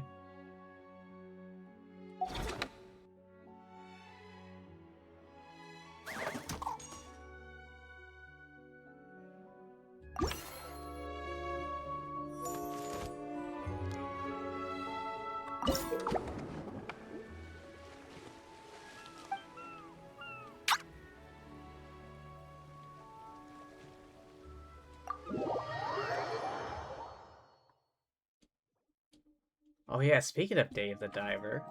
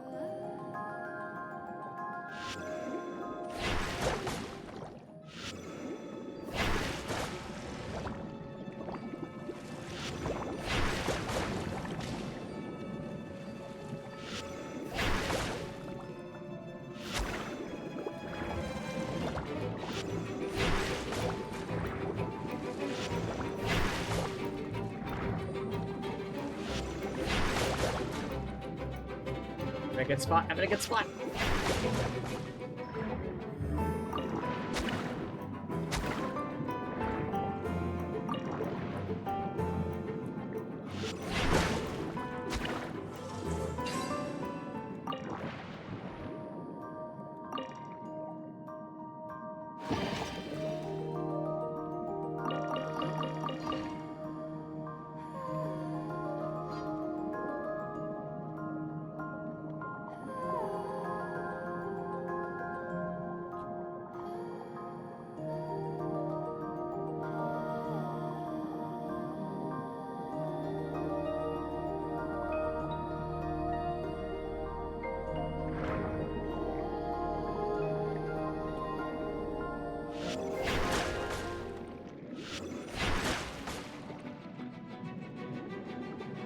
Ah, crap, they're all coming for me.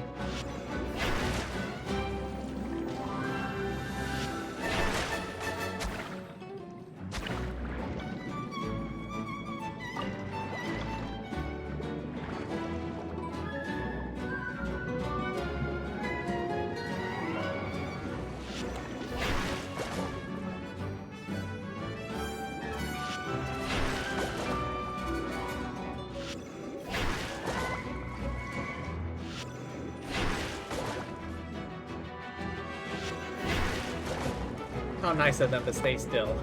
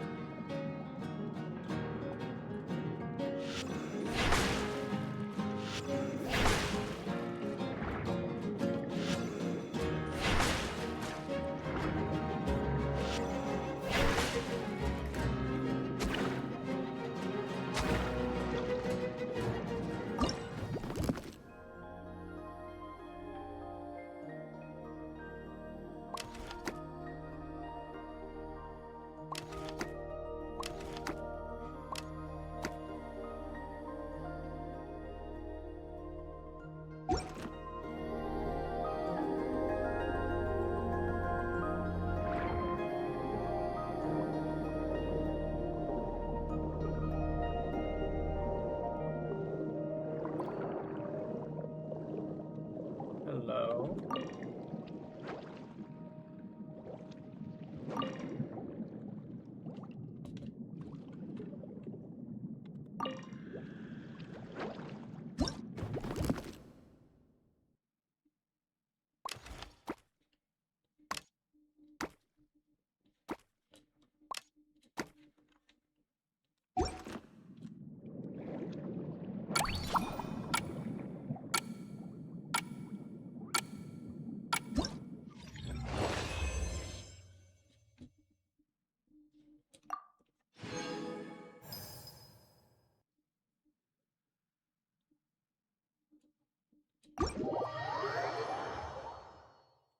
Oh, hello there, Kiori. Welcome in. Hello, hello. Happy affiliate. Thank you. No, I don't stream only Genshin. It's just happened to be what I'm streaming right now.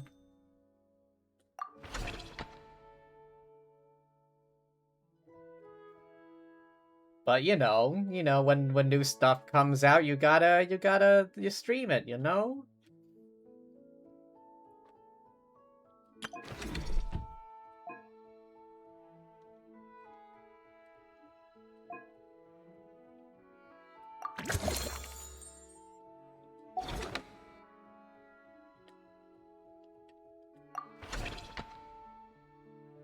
But yeah, welcome in. I appreciate you stopping by. I hope your day's been well.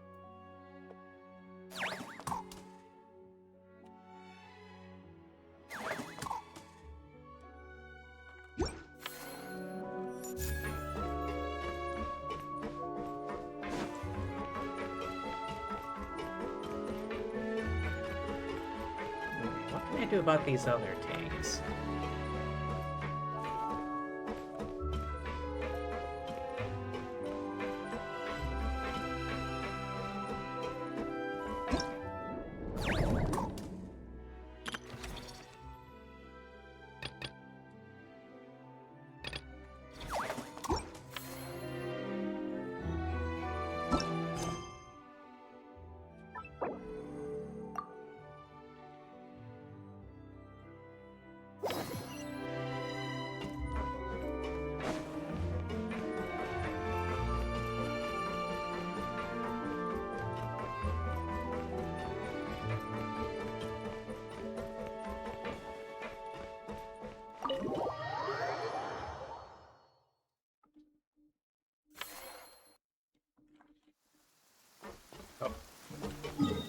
Of course, it's 900 meters away.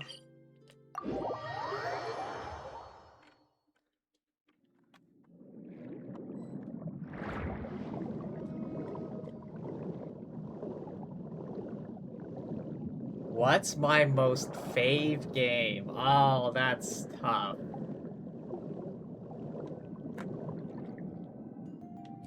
Alright, it should be around here. Oh, that's tough. That's hard to say.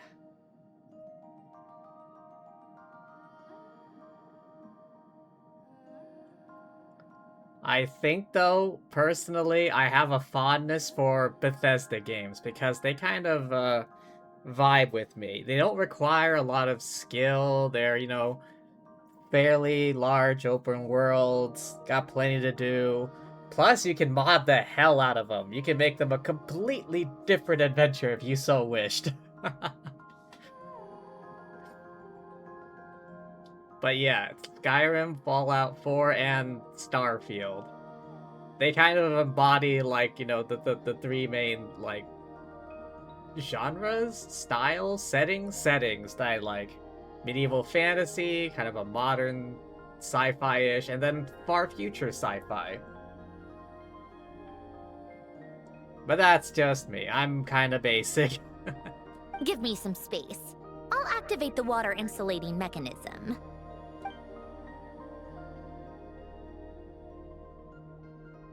The what? Alain, much like Renee, had long predicted that the water levels in Fontaine would rise. Thanks to his expertise in mechanics, he was able to implement a few simple measures to protect our home from flooding. I told him there was no need, that I would just move when the water rose too high. But it would seem he knew a day like this would come.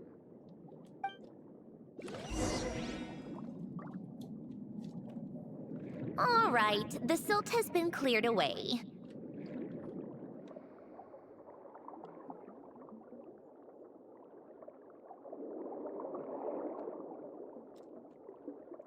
Go activate the mechanism for the first sluice gate. That will fill the empty middle chamber with water.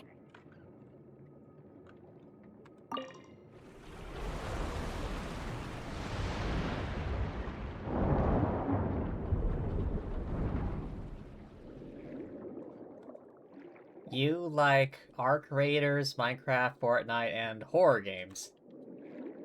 No, personally, I'm not the big fan of horror games myself. All right, now turn on the drainage mechanism in front of the second sluice gate, and this chamber will become empty once again.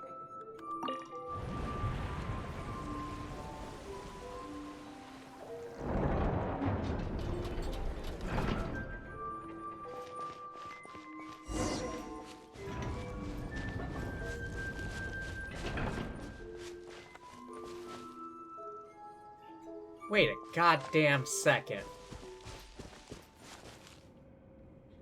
Haven't we been here before? I swear to God we have. So, this is where you used to live? It's beautiful! There's even a garden! How's my experience been in this game? I like it. You know, it's got pretty characters, nice settings, it looks decent enough. It's not exactly, you know, the most detailed thing in the world, but it looks good.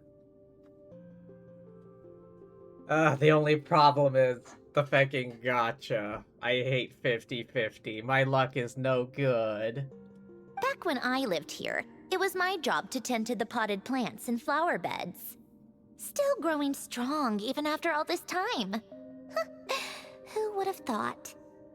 If the weather was nice, I would take Alain out in his wheelchair and we would go for a walk. Before long, we started bringing Polonia along too. Come to think of it, I was the only one who could get around easily back then. Polonia always got stuck at some point, and it was up to me to launch a rescue mission. Those sound like happy memories. Happy? I suppose they were. Uneventful, but pleasant. Repetitive, but peaceful. It was like living in a world where time didn't exist. Of course, that was all just an illusion. Death still awaits all of us at the end. Oh. All right, enough standing around. Let's head inside.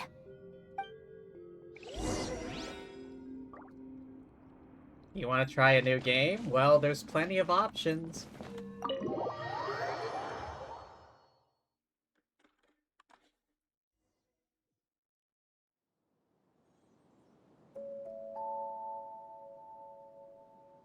Yep, this place is exactly how I left it.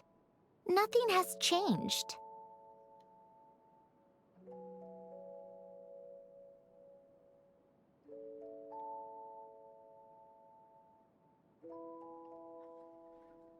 Ooh.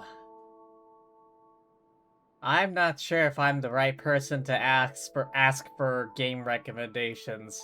I don't exactly try a lot of games.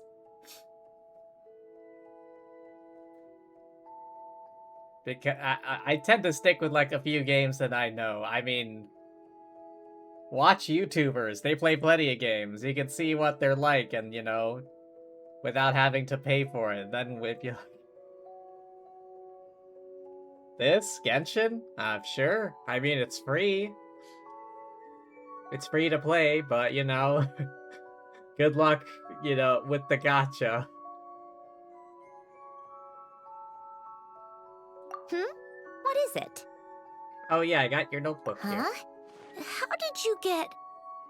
Oh, Arlecchino gave it to you, didn't she? And you... read the whole thing. Just so you know, a lot of that was written a long time ago. At that very desk, to be exact. Anyway, since you've already read it, you should just hold on to it. I can always start a new one. Do I prefer streaming by myself or with friends? I mostly play single-player games, so, you know, I tend to stream by myself, but I don't really know a lot of people, unfortunately. Well, feel free to look around. I'm going to start looking for the gift Elen mentioned. Oh, but be careful with the stuff around here. I'm not saying you can't touch anything.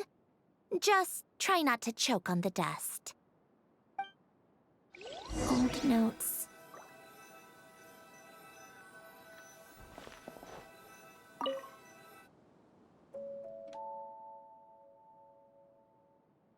A few old toys that appear to be math-related. Also some complex mathematical puzzles. Oh, I played with these when I was little. During the first few months after I was created, I mean. At first, Elen and I would play together, but it didn't take long for me to become unbeatable. So, Polonia and I played together instead. Yeah, these don't look like Paimon's kind of games. Logic and math puzzles? Those happen to be my specialty. It's been so long. What do you say? Should we play a few rounds? Okay, pick the game. Let's go with this one.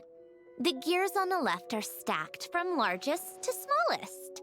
The goal is to move them to the other side in the fewest number of moves. Oh. Just remember, you can't stack a bigger gear on top of a smaller one. Oh boy. One gear at a time. Smaller gears must stay on top.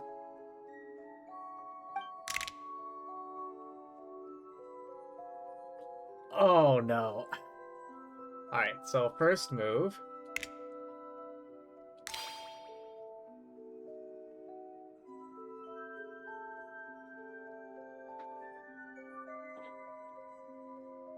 Okay, second move, I can only do that. Third move, I can only do that. Fourth move, I can't move that, so I have to move this.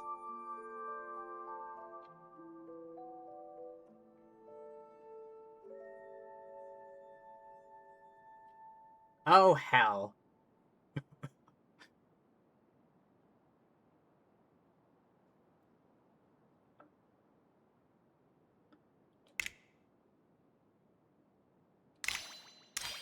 Nope. Damn it.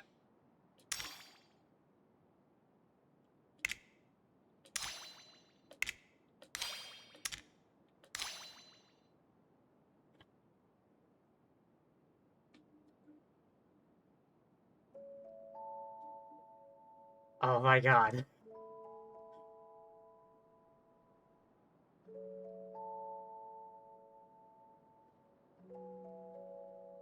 This is not my forte. Oh no.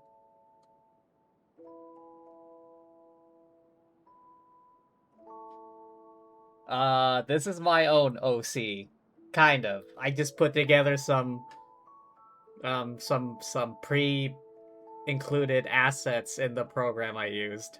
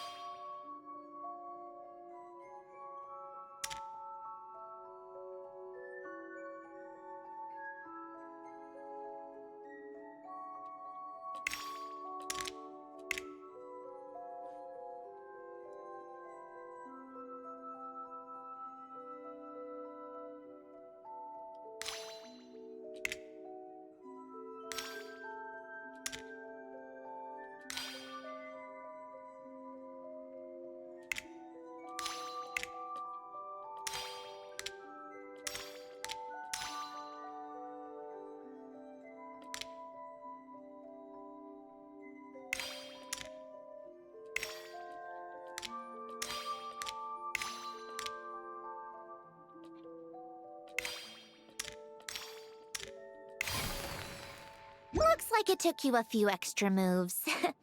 My first attempt was the same. You'll get better with practice. Well, what did you think of the game? Okay, it was kind of fun. You showed quite a bit of promise, too. We should do this again sometime. There are other puzzles we could try.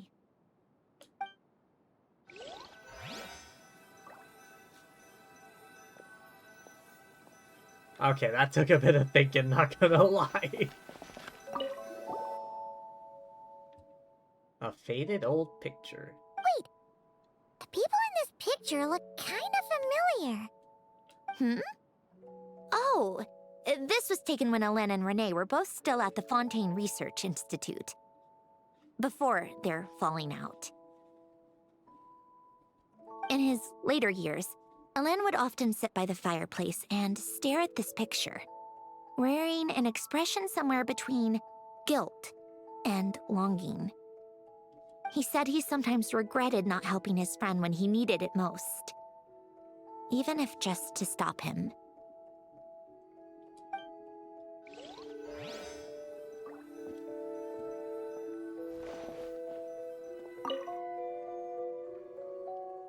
Yellow pieces of paper and letters. Oh, these are some of Hélène's drafts from his later years. Just casual doodles, really. And these are just some unimportant letters. I couldn't be bothered to sort through them before I left.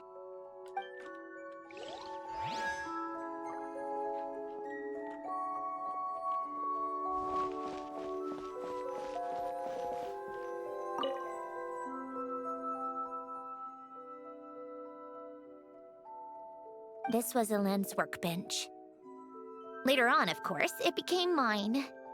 It's where both Polonia and I were brought to life. Before Hélène was bedbound, this is where he would teach me about mechanics. I would sit and listen, chiming in with questions here and there. Later on, when he got too sick, I took over and would work on Polonia here. Wow! This house is filled with so many memories! It's so cozy and charming! should have seen it at its prime, when people actually lived here. A lit fireplace, a steaming cup of coffee. That's the real deal. You know, we also used to have a mechanical piano that Alen built. Oh, how chic! Alen never played it much. He probably wasn't able to at that point. But I managed to teach myself. Music theory is essentially math after all. Once you learn the patterns, it's not really that difficult. I loved perusing Alen's collection of classical music. The chords and harmonies felt like individual mathematical puzzles. It was fascinating. So I did some composing as well. My, truly a woman of many talents. But as Alen continued to deteriorate, even the sound of music began to grate on his nerves. So I got rid of the piano. Aww. Back then, I assumed a piano was like an ordinary clothing rack, commonplace in every home and easily replaceable. It was only after I left that I realized how hard a good piano is to find. Enough about that. Alen's gift should be just in here. The only things undisturbed before I left were a few of his personal belongings.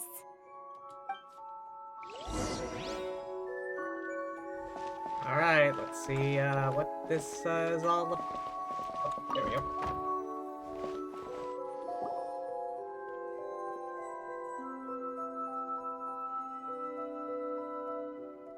Wait. There's a hidden compartment at the back of this box. Looks like it's locked with some kind of gear mechanism. Knowing you, Alen, I'm guessing it goes like this, then like this. Got it. Am I a genius or what? Let's see here. A box? A not so highly textured box. Well, you gonna open it?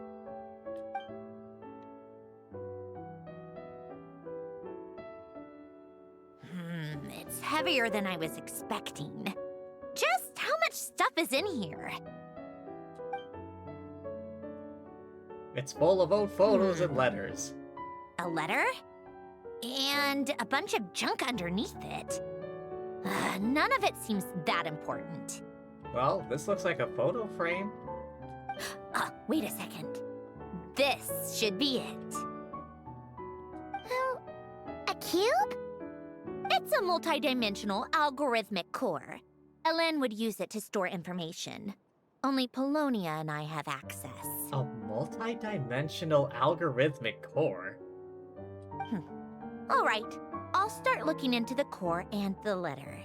Feel free to go through the rest of the stuff and see if there's anything useful.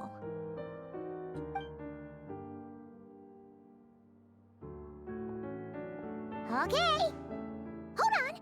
There's another picture in here. This one has writing on the back. Oh, it's a picture of her. A snapshot of you playing among the plants shortly after you were born. You seem to like these flowers a lot. May you grow and flourish just as they do. Huh? Wow! Look how happy you are in this picture. You've changed a lot since then, huh? What's that supposed to mean? Just that you come off kind of aggressive sometimes. Or, you know, annoyed at everyone around you.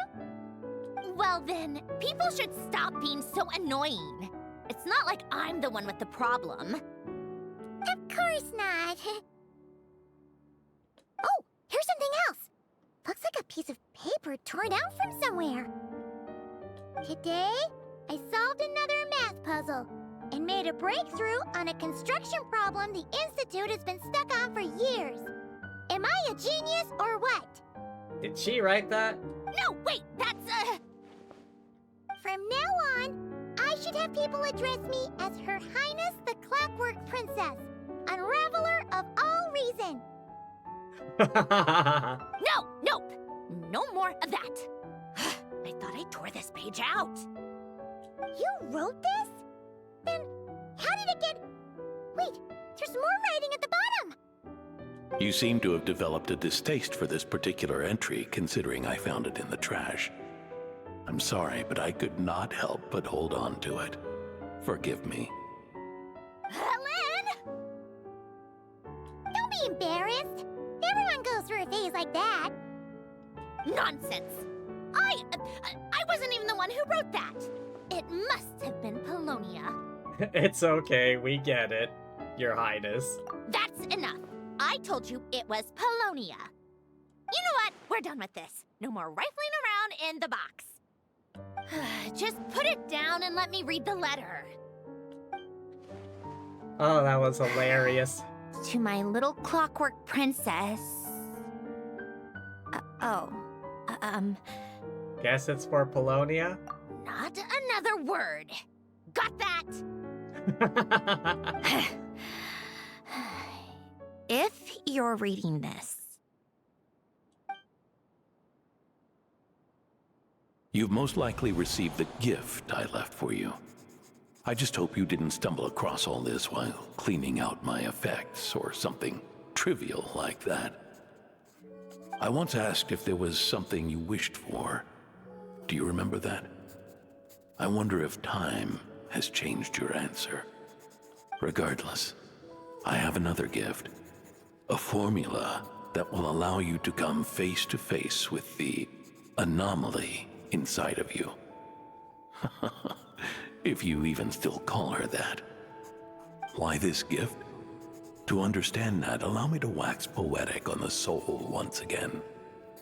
I would ask you to stick with me until the end, but I know you will. You always have. I believe a person should be born twice over in their lifetime. First, there's the birth that grants us life, then the birth of the soul. It's a matter of transforming the life bestowed upon us into the life we choose for ourselves. And to do that, we must look inward. We must make a conscious choice to define the meaning of our life instead of allowing the happenstance of our existence to pass us by. This is the process of recognizing the soul that lives within us. You are my proudest masterpiece. I told you that long ago. But to me, you have never been a creation or a machine. To me, you're just like the rest of us. You have a heart. In fact, some theories think of the human brain as nothing more than a machine, and thought the product of its computations. So you see, perhaps we're not so different after all. Your inner machinery is just far more advanced than most.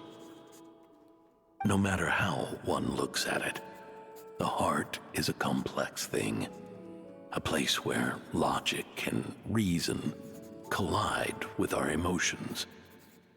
Your computational capacity allowed you to become sentient and develop logical reasoning. But it also granted you something that, on the surface, might seem contradictory. Emotion. Emotions and logic often clash with each other, and those instances of discord can accumulate over time. That is the source of what you refer to as the anomalies within you. Oh, so that's what she's talking about. As you told me once, you've always known what you don't want. Yet you've never wished for anything in particular. Similar to how a blind person can feel when a part of their body is in pain without being able to fully visualize its form, such is your relationship with your soul. So, what I leave you now is this: a formula that will allow you to see the shape of your soul. For if you want to protect your heart, you must first be able to recognize it within yourself. Of course. Whether you use it is entirely up to you. You are, and always have been, free to do as you wish. Regardless, whether by my formula or some other means, I trust you will know your heart one day. You always were a fast learner. And the smartest person I've ever known. Ellen. Oh. You alright? I'm fine. I've already figured out how this formula works. Let's get out of here and then we can use it. You made up your mind already? You're gonna do it? Why wouldn't I? Resolving the anomalies within my core is the reason I came here in the first place. Need our help? No, I can do this on my own. But, do you want to watch? What do you mean? I already know what anomaly I need to resolve.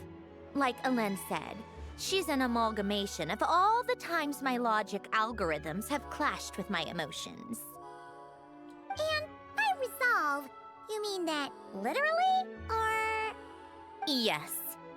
But if you, let us in like that, wouldn't that mean letting us see a bunch of your, you know, inner thoughts and secrets? If what Alen said is true, then I'm about to be... born anew. Or whatever. This is your chance to be lucky enough to witness it.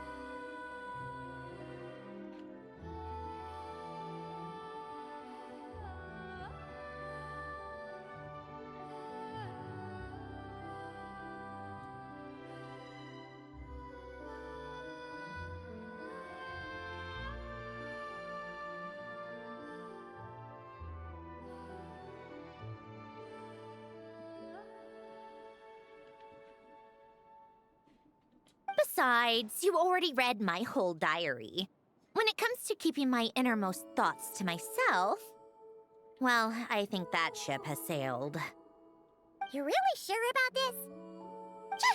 How many times do I have to say it?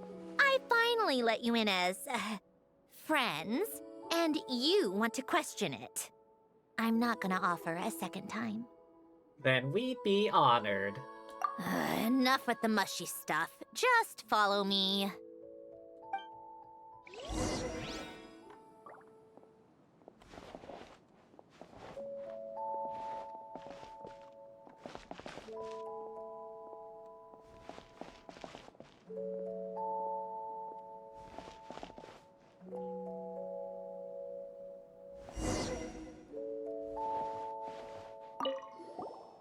Oh boy, here we go.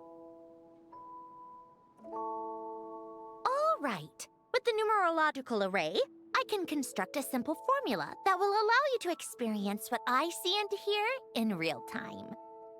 Oh, just like St. Lolly's scent-sharing technique. Been there, done that. Huh! Sounds like that shaman has some tricks up her sleeve. The arcane and the mathematical are both fundamental laws of this world. Being able to achieve a similar result through both isn't surprising. Anyway, let's get this show on the road. But no comments from the peanut gallery, okay? I know I offered, but I still don't want any interruptions. Oh boy. Alright, let's see what we're about to get ourselves into.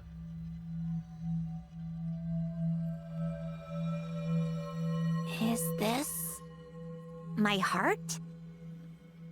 No, it's probably just the result of Alen's formula. A space dedicated to resolving anomalies. Huh. But it looks like the walls are all... mirrors? You made it. About time. Is that me? From the past? You just spoke of anomalies. Well, here I am. What happens when emotion contradicts reason? Shall we sit down and talk?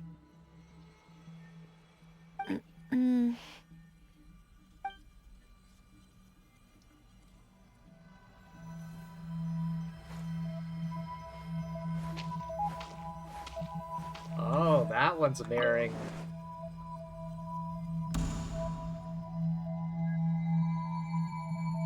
That should do it. Hey you're finally awake. Hello? My name is Alain Guillotin. Can you hear me? Brings back memories, doesn't it? The time we spent here. Here. I want you to have this. A notebook? You can use it to write things down. I don't need to write things down. I have unlimited memory. Even so, some things are more important than others, right? You can use it to write about the things that matter. So you wish me to carry out a basic priority sorting operation? I suppose you can think of it like that for now. But journaling is also an act of finding oneself. Much like we use wooden stakes to guide a plant to grow in a certain manner, what we choose to write down gives the soul much-needed direction.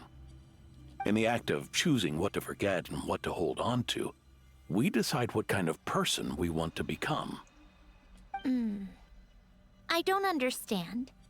Like I said earlier, I don't need something like this. This is where we were born, where our life began. Mornings of tending to the garden, afternoons spent cleaning, reading, or studying, evenings of cozying up by the fire, listening to Alain share stories about his past. Alain. What is it? What are you drinking? Oh, this?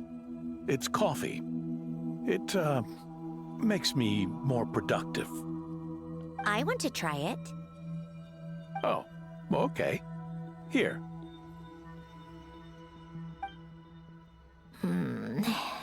Bitter.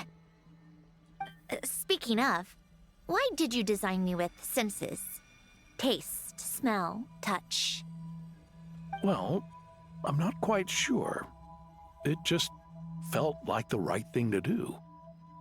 I suppose I hoped you might have a life of your own one day, and that you deserve to experience all life has to offer. Oh. Still bitter. But the smell is nice. I thought those peaceful days would go on forever. You know that's not possible. Maybe. But how was I supposed to know the end was just around the corner? That was just bad luck. Was it? Well, it certainly became a pattern, now didn't it?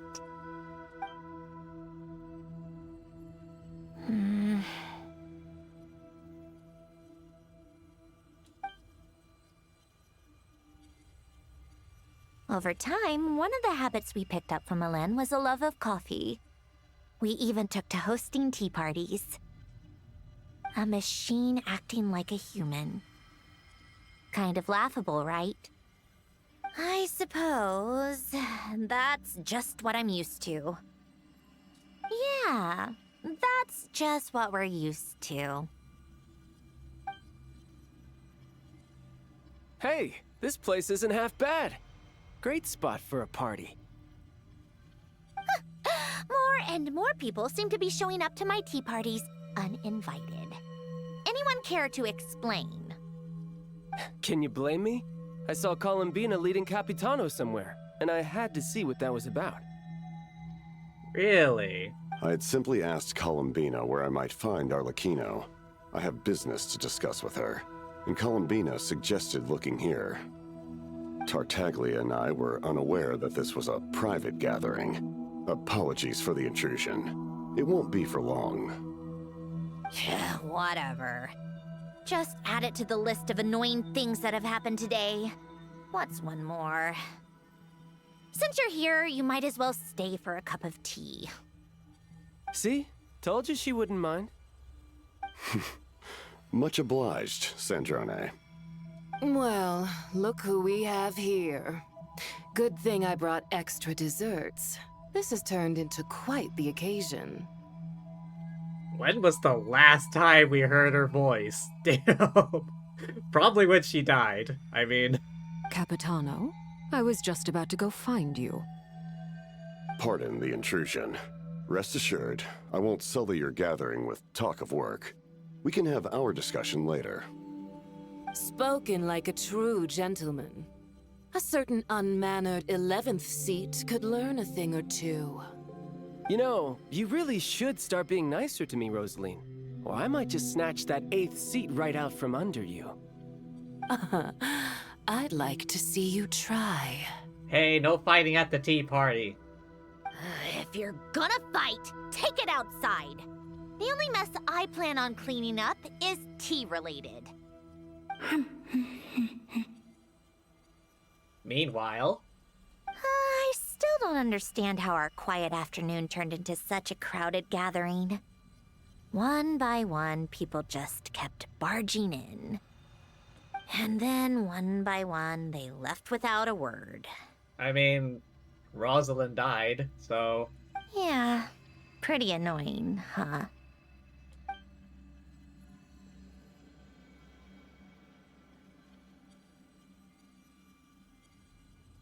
Oh.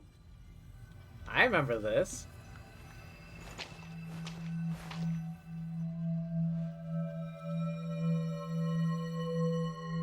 Of all my days with the Fatui, the times I spent with you, Arlecchino, and Rosaline, they were my favorite. Goodbye, Sandrone.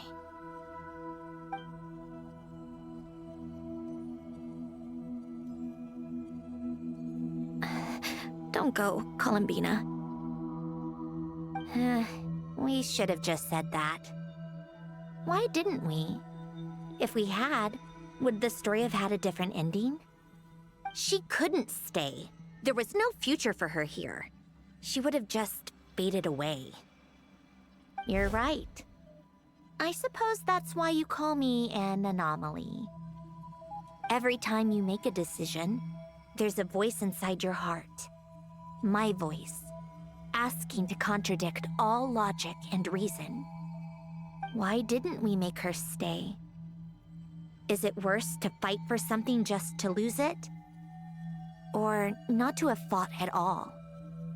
Don't you find it unfair? One by one, we keep losing the things we care about the most. But in the end, whether I want to fight for something or cry over all we've lost, you just push it down and pretend not to hear.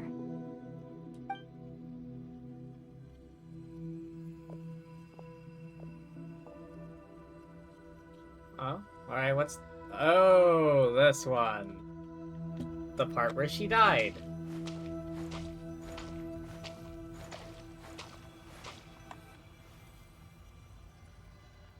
And now, even Polonia, the other half of Elend's legacy, the last remaining member of our family. Even Polonia is no longer with us. I did everything I could, but it's just like Elend always said. Polonia was one of a kind. There was no replicating what he managed to create. Don't you feel like our connection to the past is fading bit by bit? Like, even the things we have left are slowly slipping away. I suppose. But you can't move through life without having to say goodbye. And even as we experience loss, there are always new things to be gained. Ever so logical. What's your take, then? It feels like the more I care about something, the faster the world takes it away. It sounds so stupid, but I can't help it. That's the hand life has dealt me time and time again. Why even fight for something that's just going to be lost in the end? Better to never have had it at all. Better if it would all just disappear. Dark, I know. But the heart wants what it wants. Maybe the stellar linchpin appeared because of me. Because of what I wish for. I don't think so. Yeah, probably not. What an anomaly wants goes against all logic and reason after all. Well, go ahead and do what you came for. You're here to resolve the anomaly, aren't you?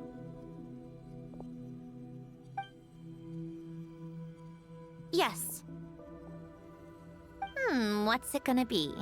Keeping me imprisoned here like before? Or eliminating me entirely, like debugging a code? That might actually be a mercy. I don't care. I just don't want to experience the pain of loss ever again. Go ahead. I'm ready.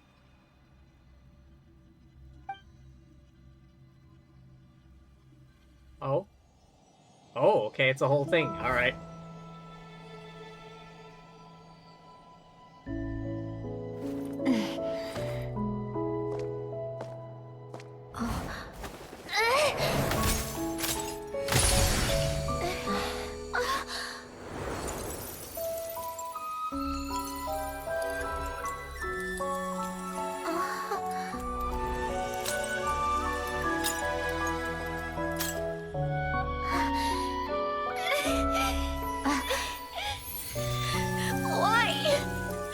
Why do we keep losing everything we care about? I know it hurts, but that's life. I wish... I know. I've always known.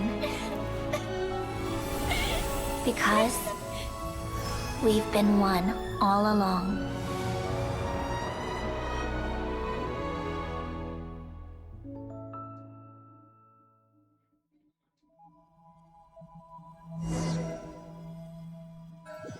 Well, that was something. Oh, Sandrone! I'm fine. It's okay to cry, you know. Yeah, totally. Cry? You've gotta be kidding me. Save the comforting for someone who needs it, Paimon. Just now, that was... The emotional side of my core algorithm. My emotion module has always been fully developed and operational. Elen tried to tell me that too. I've just chosen to ignore her voice all this time. Because of a fear of loss? I suppose. Huh. Come to think of it, it's kind of like the aquarium on the ship. The aquarium? The old me took one look at it and saw something I would inevitably lose. So I stopped putting in the effort. Then, one by one, the fish all swam away, and the place became even more bleak and depressing. Pretty pathetic, right? Don't say that. A lot of people would feel the same. It just shows how much you care about what you have. What about now? Now? After seeing what you've done with the aquarium, I have to admit, I think it's beautiful. It's like you said, we get to keep the things we gain along the way. And those are things that can never be replaced, because we choose to hold them in our hearts. Well said. Besides, I've already died once. I'd be stupid not to make the most of this second chance. About your wish. Right. Earlier you, or your inner self, mentioned something about her wish. What was it? You think that's something you can just ask and I'll tell you? Think again. I may have accepted my emotional self, but I'm not about to go all soft and mushy on the inside and pour my heart out. Still the same old Sandrone. That said, taking a step in the right direction couldn't hurt. Starting with cleaning some old aquarium tanks of my own. Huh? Metaphorically speaking, I mean. Come on, let's head back to the ship. I need to talk to that shaman.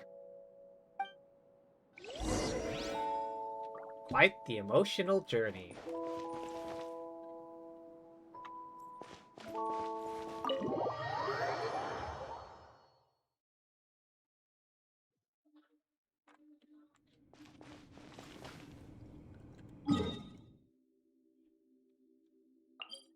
Hidden dwelling. Is this a permanent location now, or what?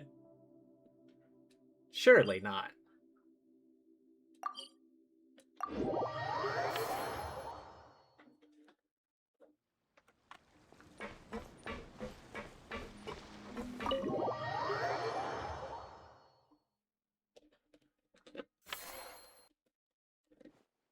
Huh? Resentful lost souls? You couldn't get comfortable sleeping near the Opera Epicles, right? Well, I bet that's why. The Fountain of Lucine is where all the water in Fontaine gathers. So that's where the emotions within the water converge as well. Hold on. If it's souls we're dealing with, feeling uncomfortable should have been just the beginning. I should have been able to hear their voices or something. And under normal circumstances, I'm sure someone of your talents would have. The problem is, these souls are no longer complete. Remind me how they ended up like that again? You mentioned something about them being split apart? Yes, it's called soul severing. Renee of the Nartsitzenkreuz Ordo came up with it. After learning of Fontaine's impending doom, Renee thought if he could find a means for the soul to live on in perpetuity, it might ensure the world's salvation. Soul severing was the first step of his research. Unfortunately, his theory of the four orthants was imperfect at the time, and a failure along the way caused his physical form to dissipate. Jakob, another member of the Nartsitzenkreuz Ordo, sought to carry on Renee's legacy and restore his physical form. He even used some of the people who stood in his way as test subjects for his research. By severing their souls? Yes. After Renee successfully awakened, the two continued their research, and all the severed souls ended up merging into Renee's consciousness. After you saved Fontaine by turning Fontainians into true humans, these souls returned to the ley lines. But the souls severed before Renee awakened had nowhere to go, doomed to forever wander the waters of Fontaine as listless spirits. Almost as if they exist outside the bounds of this world. Unrecognized by the ley lines or fate. No wonder I couldn't sense them. Breaking free from fate was also one of Renee's goals back then. Not only that, but over time, they began to fuse with other entities. Their inner resentment lured in all sorts of evil beings, which corrupted and defiled them into nothing more than accumulations of filth. But the full transformation must have been recent. Otherwise, the Udex surely would have noticed. Wait, no, he must know already. That would explain the underwater Melazine patrols. No wonder I kept running into officers from the Mara Chaussee Phantom earlier. In that case, let's go find Nervalette and we can sort it out together. No, not just yet. Why not? For one, the diplomatic castle alone would be a nightmare. Even though I haven't reported back to Snezhnaya yet, I'm not planning to leave the Fatui anytime soon. Besides, with me here, success is a done deal. Involving other people would just complicate things. All I need is for Miss Seat Lolly to help pinpoint the location of this monstrosity. Think you can do it? With my eyes closed. This is what I do. I'm a lot better at it than manning a desk, at least. But, how exactly do you plan on resolving this soul stuff? Even to me, there's no obvious answer. Seems pretty complicated, all things considered. Just trust me. I have the perfect solution. Oh, alright. If you're that confident, we'll follow your lead. Why the sudden interest in helping Fontaine with this, Androne? You never knew Renee and the others, right? No, I didn't. And you're right. This problem has nothing to do with me. I wouldn't get within 10 feet of the Narcitzenkreuz Ordo or its members. But in his later years, Elen told me he regretted not helping his best friend when he needed it the most. He also felt sorry towards Marianne for being too lost in his mechanical research to look after her properly. If he were still with us, I think he'd do the same. He might have a few choice words to say about it, but even after everything, he wouldn't leave his friend's mess for someone else to clean up. Friends shouldn't hold grudges or leave behind regrets. Fixing what happened between him and Renee was one of his greatest wishes. All I'm doing is fulfilling it in his stead. You know, you really do seem a little different now. You mean everything that just happened wasn't for nothing? Why, thank you for pointing out the obvious, Paimon. Giving those aquarium tanks a good cleaning, huh? Just washing off the grime of the past. Turns out, a lot can build up after being ignored for so long. What's this about aquarium tanks all of a sudden? They go off on some grand adventure and what? Now they have their own private code? Stupid. All right then, Lolly. Tracking this thing down is up to you. Huh? Oh, right. No problem. You got this, Granny Eatsley! You've got this, Granny Eatsley. You! Come with me to Hotel de Boer for a drink. Right now. Why? Why? Because I said so! Miss Guillotin, I'll report back on the location tomorrow morning. Just need a drink or two first to bolster me up. Well, don't let me keep you. All right, you. Time to go. I've got scores that need settling. Huh? Yeah, if you couldn't hear her thoughts, I'd be confused too.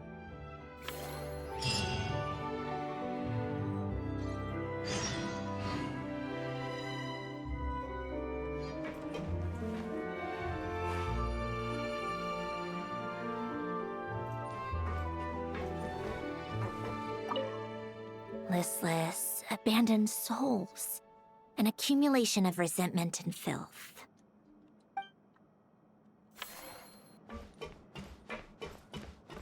Wait until the next day. Don't mind me, just gonna stand here for like over 12 hours. Time to meet up with Sandrone! Wonder if Seat Lolly was able to pinpoint the location. Where'd she go? She was right behind We us. should know soon! Let's just hope it all works out. Oh, I thought it was that door for a second.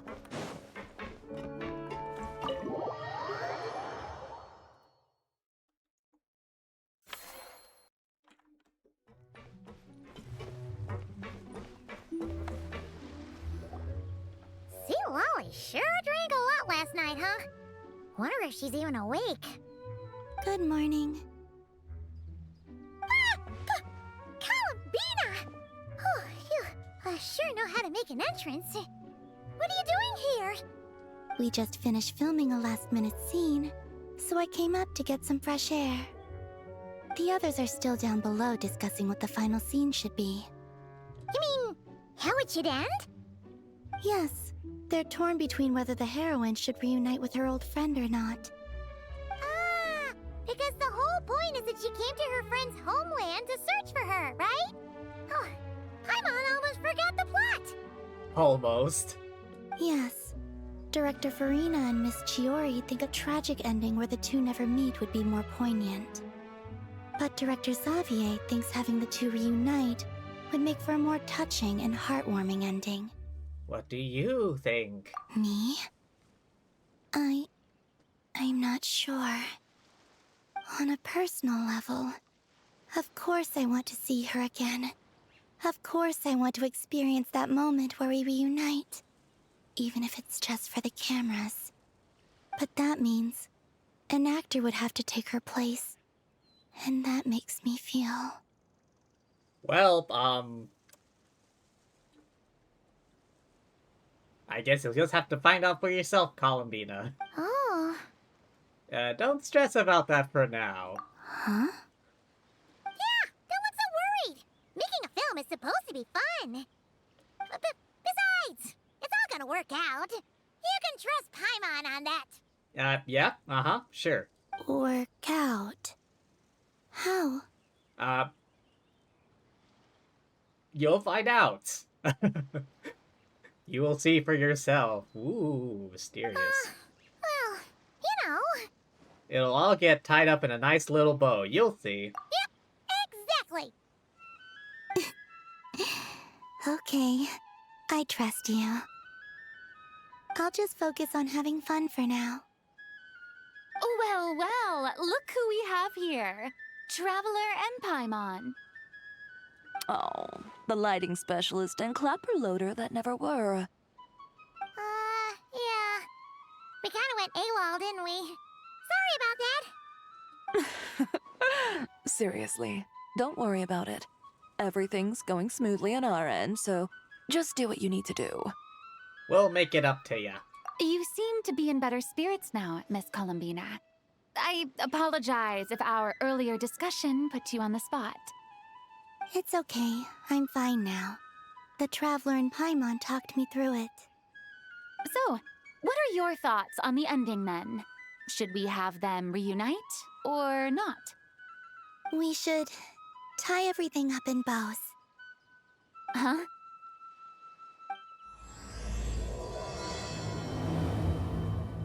I guess she doesn't quite understand the phrasing? Oh. Wait, why'd we come out just to go back in?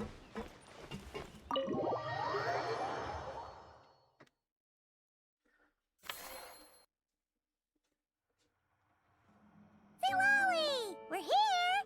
The aquarium's not open yet. Oh, right on time. Well, yeah.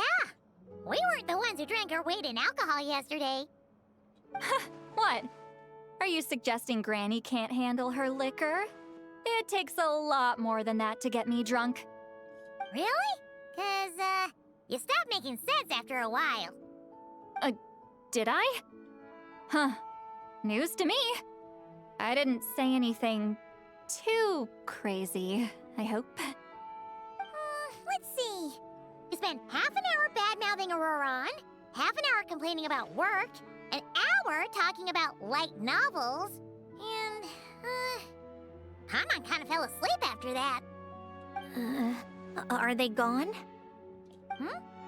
Oh, the crew?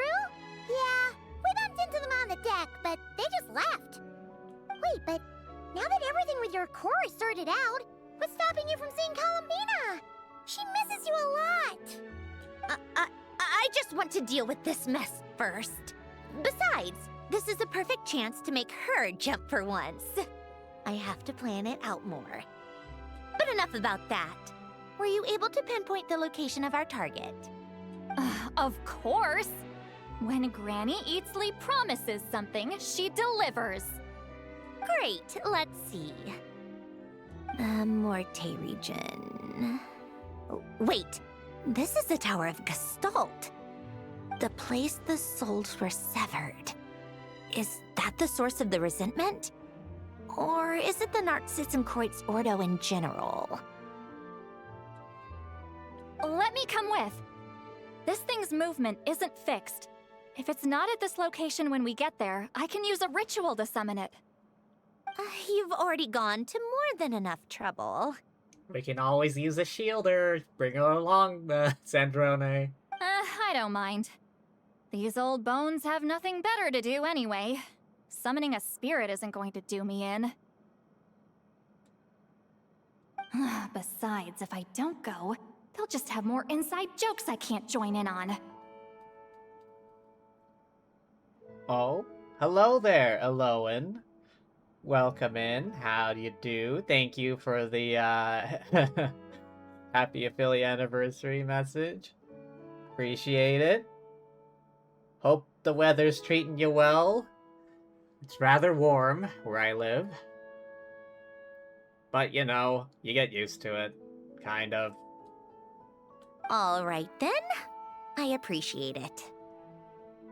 Ha! There's no time to lose. Let's head out! Alright, time for a boss fight. In all likelihood.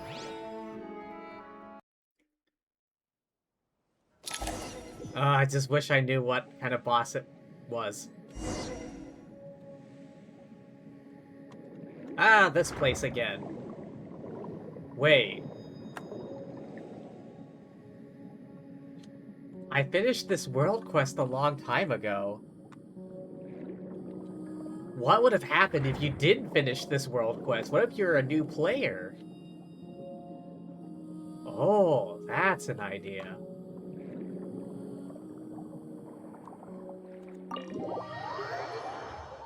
Weather's fine where you are? Good to hear. Huh, no sign of it so far.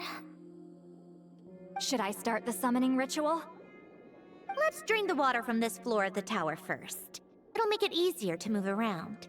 What do you mean? You're swimming. Wait, we can do that? Of course. Alan and Renee both saw the future that awaited Fontaine and even shared a few methods for waterproofing buildings. The principle behind it is, not important. Just unlock the mechanisms in the order I tell you. Why do you get the feeling you've watched my stream before? I don't know, considering it says that you are a first-time chatter. Maybe I sound like someone else, you know.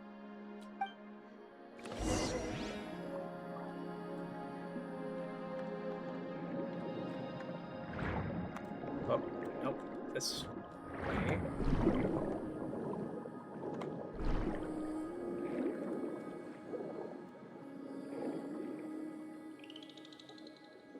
Oh, how convenient.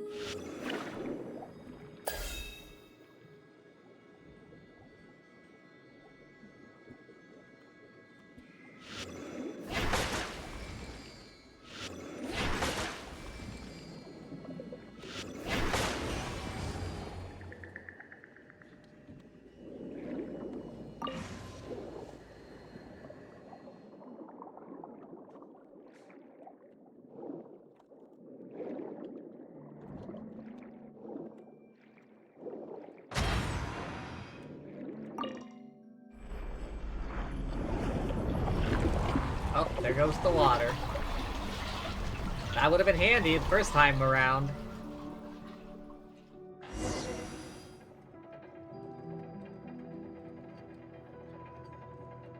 Do I remember you? My deepest apologies, but your name does not seem familiar.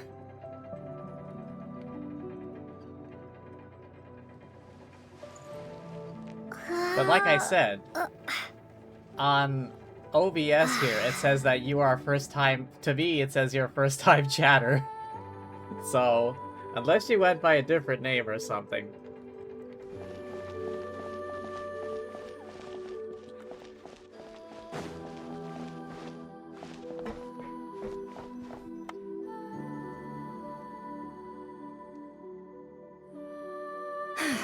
Ready? Yeah, when this thing appears, I'll try talking to the souls inside. But more than likely, they've already been driven to madness. If communication fails, we'll have a battle on our hands. Oh no, I don't know how to use Centrone. In that case, Paimon better find a hiding spot. If a fight does break out, I should be the one to deliver the final blow. Trust me on that. Understood. All right, I need quiet. Wandering spirits, drifting along the tides. Hear me now. Broken souls, silenced, torn apart, and forsaken. Follow the traces of the past, and return to us. Let resentment recognize resentment. Let vile entities be drawn together. And in this place, take form once more.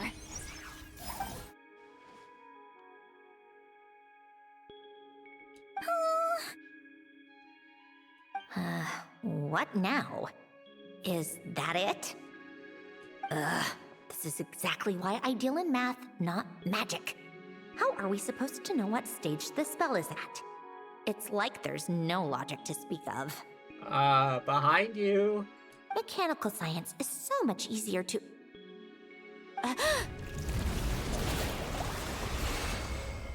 Watch out!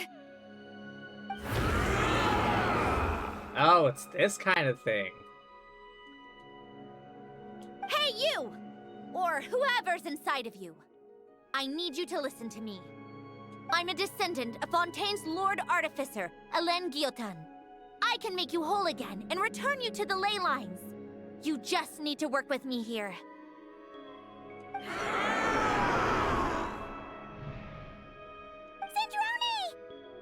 Shh.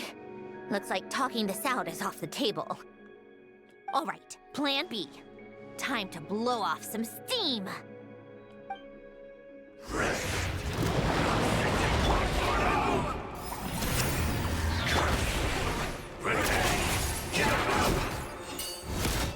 You're cursing out the wrong person!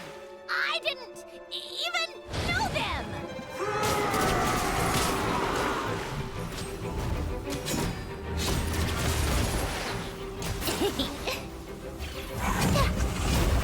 Wait, how do you use this? Come on, keep up.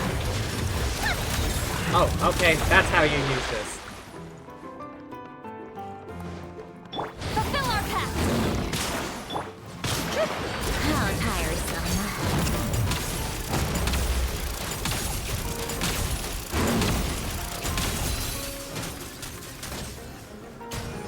Lightning slash! Stellar Conduct. I have no idea how that works, God damn it. Let's test my hypothesis. Take a break.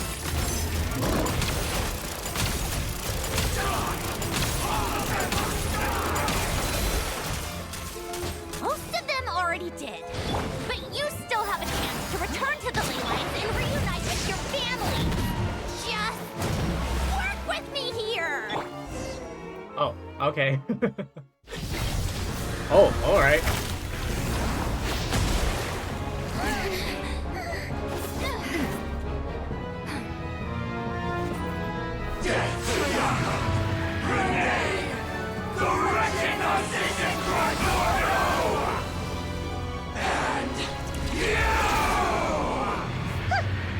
I told you I'm not like them.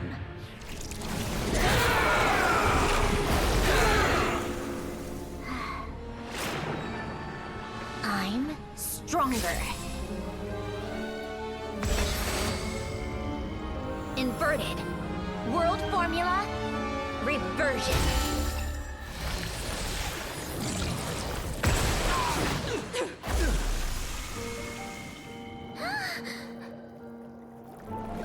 Back?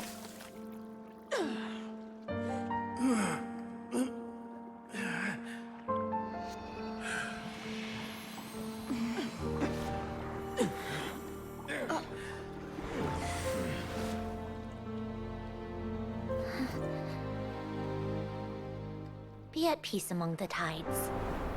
Lost souls.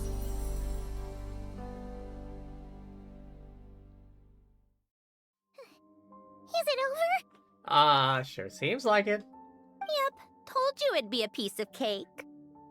How did you do that back there? That creature was nothing special. Add a bunch of souls with nowhere to go, a touch of malicious energy, a few impurities, and a whole lot of resentment. And that's what you get.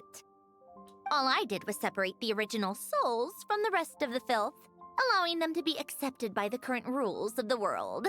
I need to, like, brush up on the lore. Like the world formula and shit. The principle behind the world formula is divergence. Starting from a point of origin, it deconstructs and reconstructs the possibilities of the world to find certain answers. So, it would follow that reverse calculating the world formula allows us to achieve convergence and restoration instead. Using a numerological array, I was able to do just that. It's similar to the concept of homological reduction in mathematics. I reduced them to the basic fundamental essence of their being without changing their underlying nature. I'm trying my best to understand this. I have a vague idea. A very, very vague idea. That meant... never mind. Judging by all the blank stares, I'm guessing you don't actually care. I think I finally understand how Outlanders feel when I ramble on about shaman stuff. Point is, it was super impressive! You really are amazing, Sandrone! You're just realizing that now? I'd expect nothing less from the Unraveler of all reason. Nice. Ahem. Enough about that. We should get going. I'll go reset the mechanisms inside the tower. See you back on land.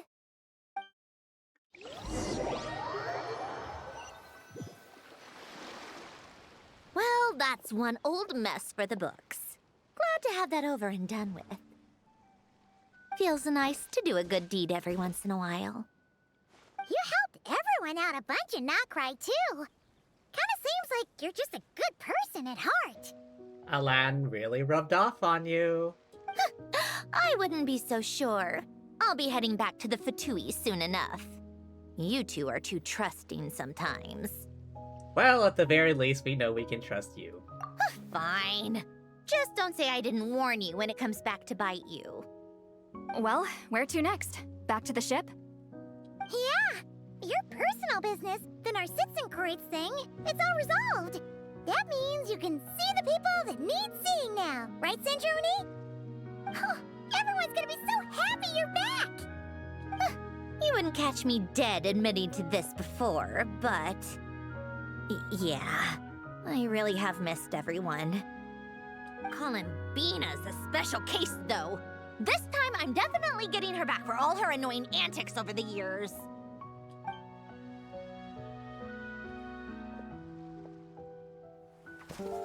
She'll sense me coming from a mile off. How am I gonna...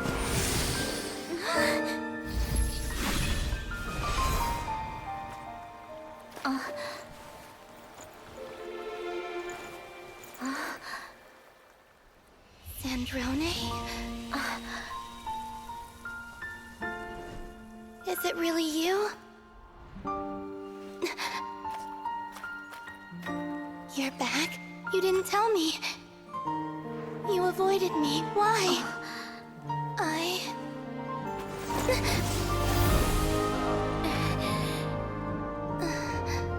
Sandrone? Now we're even. I missed you so much. That makes one of us, idiot. I'm here, Columbina.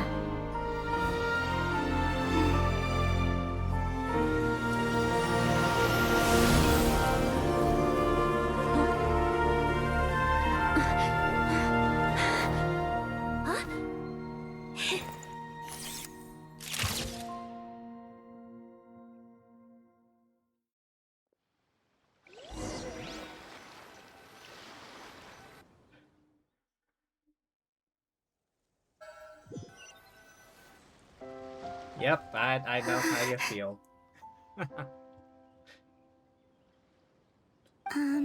Sandrone. Don't ruin the moment. Or I'll start thinking about how you teleported me to a random location after I explicitly told you to stop doing that. And scene! Bravo! Bravo! We got it! This is exactly the ending I was hoping for. Huh? Where did you just go, Miss Columbina? You vanished! And then the next second you were back hugging this, new friend here. That was all on camera? Yeah. Well, the camera was already rolling and it happened so fast, so yeah. Hold on. This must be... Yep, my best friend. The one I was looking for. I never thought I'd actually get to see her again. I'm just... so happy. Plus, the film got a happy ending too. It's all thanks to you, Sandrone. Sandrone? You couldn't stop being annoying for 1 second? Colin Banner!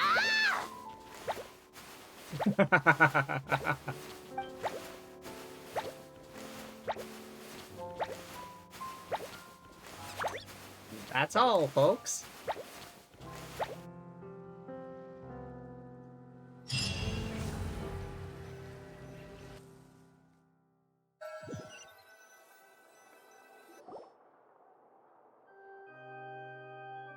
Oh?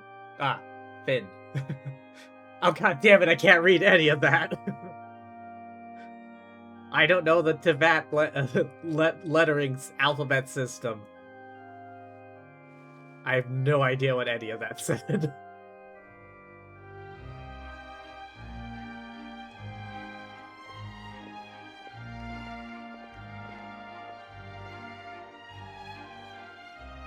Alright, who won the Farina Award this time? As expected. Going to the opera house is the true way to enjoy a film. The Looney Tunes ending caught you off guard. You get to see the audience's reaction in real time, too. The ending seemed to be received quite well. Paimon can't believe you let us include that in the final cut, Sandrone! You even agreed to help us reshoot a couple of shots. Thanks a million. Surprise, you're a movie star now. Most of it was caught on camera already, so it's not like I had much of a choice. Besides, the film I'm in is going to be anything less than perfect.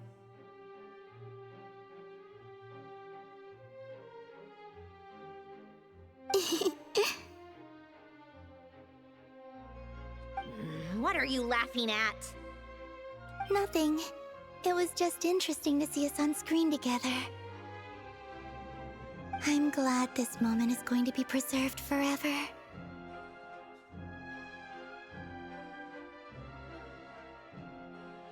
Did we get a copy of that poster? I want a copy of that poster. Even if I can't read anything on it. Just a pity we didn't take home the Farina Award this time around. Ah, we didn't get the award? Well, artistic films can rarely compete with commercial ones. You should have prepared yourself for this the minute you changed the script. True. Oh, did I hear someone mention the Farina Award? Oh, did her movie win? Come on, don't gloat. I won't. Our crew winning the Farina Award was a team effort after all. Of course they won. Costume design, script adaptation. Ooh, and the practical effects were so realistic. The flames and explosions even made me jump while we were filming. A lot of the effects were based on actual items the Special Patrol confiscated from criminals. Who knew they'd serve another purpose, right? Wait, they were using contraband?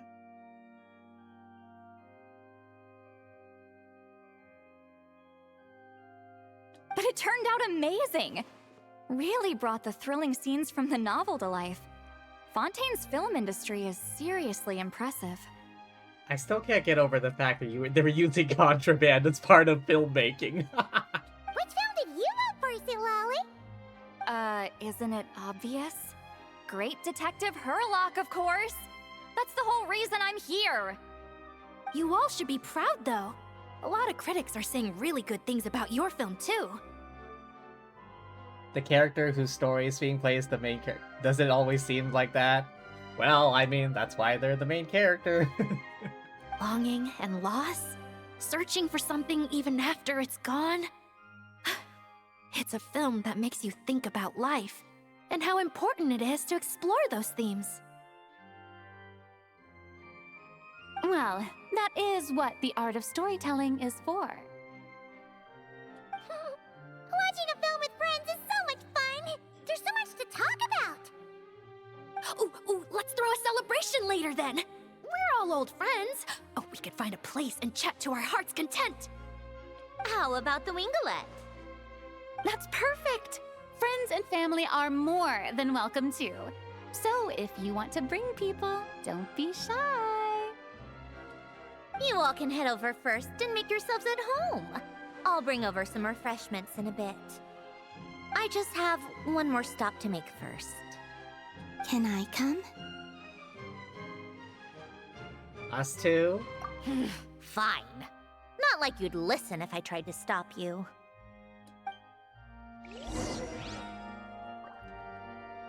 Go to the place Sandrone wishes to head to.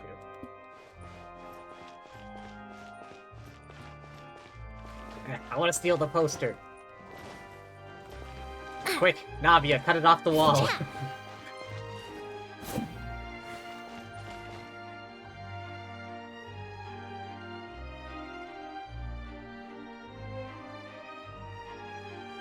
When some character stories being played, doesn't it seem like they are the main character, like in this case?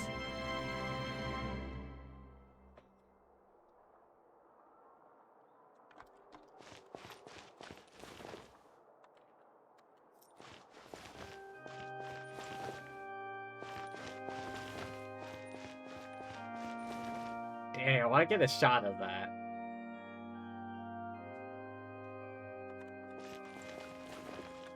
Can I get like a camera mode going? Where's camera mode? There's the camera mode, right? Oh, I can't.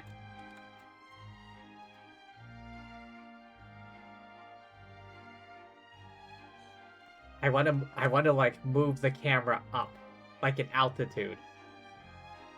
My time with Espina has taught me that carrying an unreliable weapon is worse than not carrying one at all. It's just basically the third person view. It's not like an independently moving camera. Is there an option for that?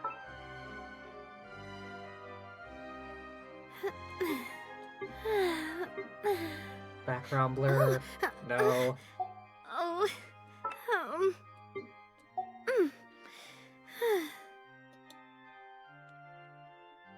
Oh, too fast? No! God damn, this is why I like the NTE camera.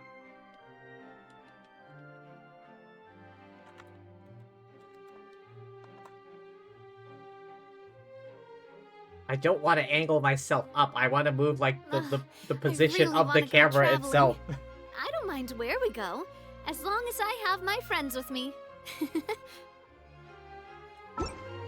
Lame.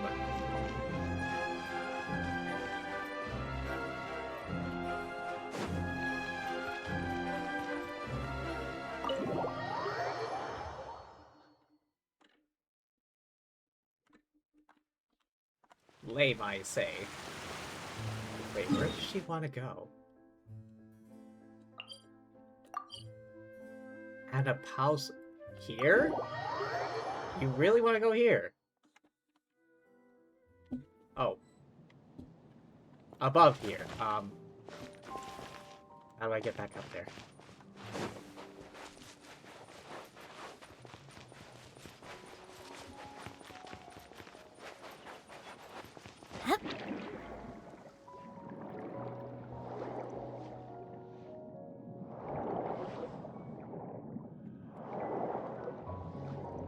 What the?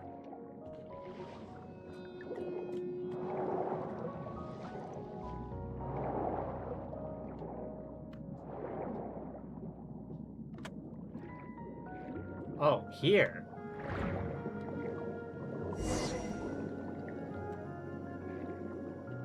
What location is this?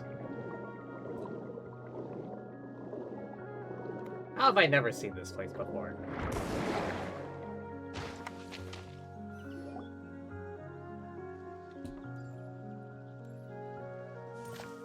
Wait, is this? Alan's grave? Yes. Here lies Lord Artificer, Elaine Gaeltan. This is his grave. Oh. I'm sorry, Ellen. I'm sorry this is the first time I've been back since leaving Fontaine. I should have come to see you more often. I got your gift. I even cleaned up one of the Nartsitzenkreuz Ordo's messes along the way. Our home is just as quiet and warm as it always was. The flowers in the garden are still thriving. I'll make sure to tend to them more often from now on.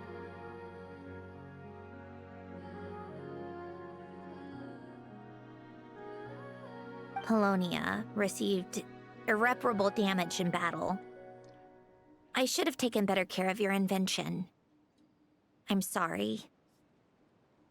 Polonia was family to me. Just like you. You always said I was a fast learner. But I'm not so sure.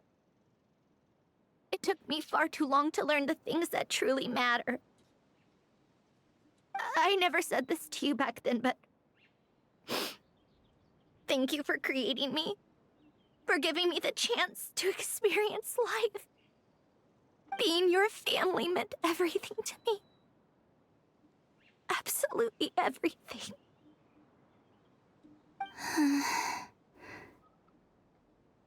Can I say a few words as well, Sandrone? Don't need my permission. Hello, Mr. Guillotin. I'm Sandrone's friend.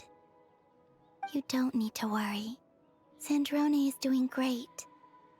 Not only is she a brilliant scholar, she's made a whole bunch of friends, too. And she takes great care of them. As if... She'll never admit it, but she's always there when her friends need it the most. I wouldn't even be here without her. So, if she ever needs help, her friends will be there in a heartbeat, including me. That's what best friends are for. Columbina. What else? Oh, she likes drinking bitter coffee, listening to piano music when she can't sleep. Turns out she even likes giving hugs. No, wait! Don't tell him all that! Huh? I don't understand. I didn't think you'd want to hide things from him. Well, yeah. But there are still things I don't want to say. Okay. I'll come by myself and tell him for you then. That's not what I meant!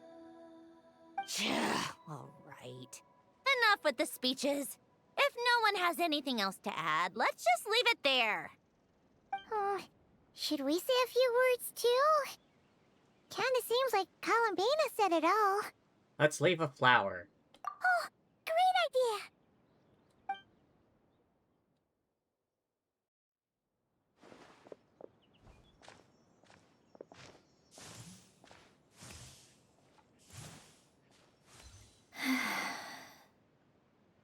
Goodbye, Ellen.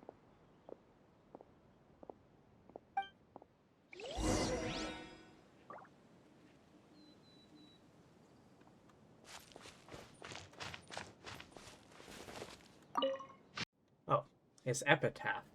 Here lies Alain Guillotin, founding director of the Research Institute of Kinetic Energy. Engineering? White Cavalier? Or Cavalier? Wait, is it Cavalier or Cavalier? A protection. Lord Artificer. May the waters protect his soul. May he be troubled by suffering no more. May the waters guide his soul safely across the other shore. Regrettably, there's nothing more to say.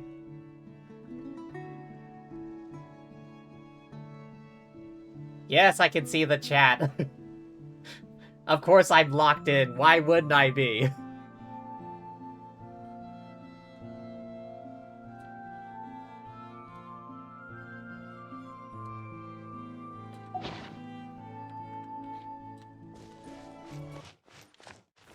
Alright, back to the ship.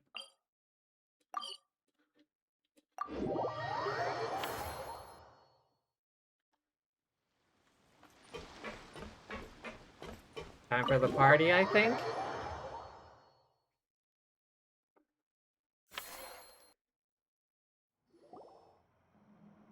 You made it! The party's already started. Oh, but, you didn't bring anyone else along? I thought you headed out to invite some friends. We did invite a friend, actually. She'll be here soon. She's even bringing some desserts to have over tea. You should join us later, Miss Farina. Oh, is it Arlecchino? I do love a tea party. Then don't mind if I do. Alright, who else showed up? There's the Novelette, Escoffier, the Magic Siblings, 3. This seems like a fun occasion. Let's go talk with everyone. Do the Magic Siblings have they ever met Columbina? Good idea! We'll introduce you to all our old friends. I imagine they might.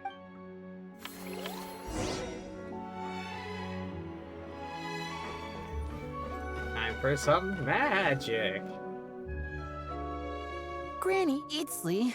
You're really not going to let us borrow these cute little stuffed toys for our magic show? First of all, Seat Lalin and Eats Papa are Chi-Chi meal. They have inauspicious stars sealed within them, and they're my helpers, not toys. But the Grin Malkin Cat and Boggle Cat box are Linny and Lynette's helpers. And they still make good partners on stage. Agreed. We've never had a Chi-Chi meal pop out of our hats before. It would be quite the surprise. I think the audience would love it. If this was the Masters of the Night Wind, these kids wouldn't have even had the guts to say my name, let alone pester me like this. Ah, the troubles of old age. I'm terrible at dealing with requests like this. Oh, Traveler, quick, save me! Looks like Granny Eatsley's made some new friends. You think you're so funny. Lady Sandrone. Lady Columbina. Oh, okay, so yep, they definitely know who they are. Hello. Oh wait, that's right, I just remembered. She's visited the House of the Hearth before. Of course they would know her. Don't look at me like that. I don't have any mechanisms for you to break.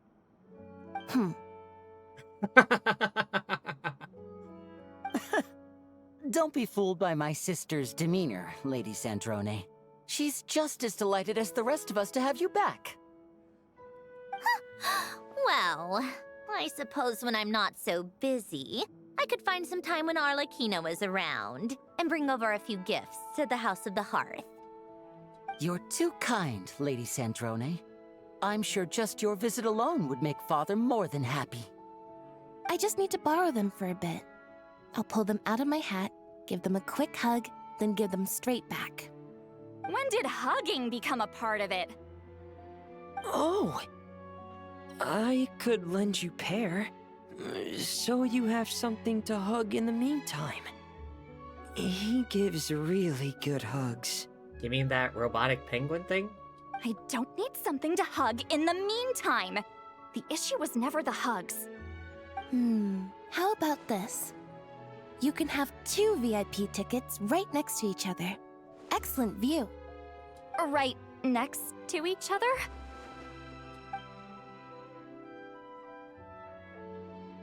Yep, super quiet. No one will bother you. She's tempted. Oh, is she tempted? I'm sure you'll have a great time. Fine.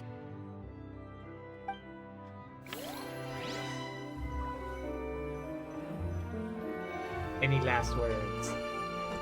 Oh no, I can't speak to them anymore.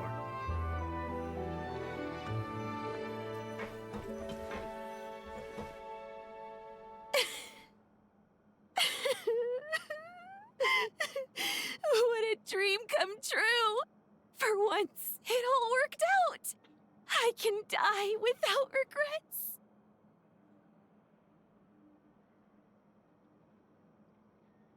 What? Stepdad, who are you talking about? I didn't say anything about... Who are you talking about?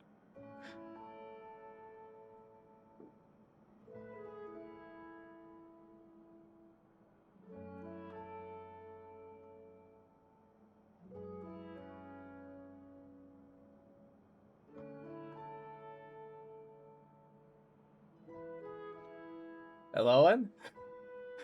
Is there that much delay?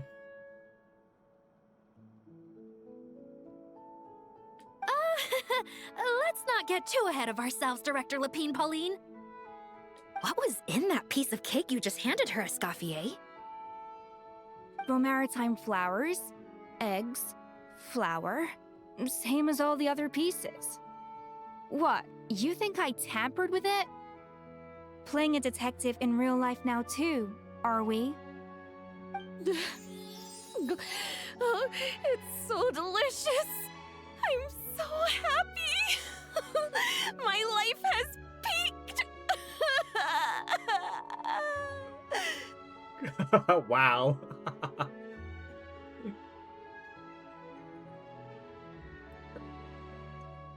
Man, her life must have been kind of depressing before this.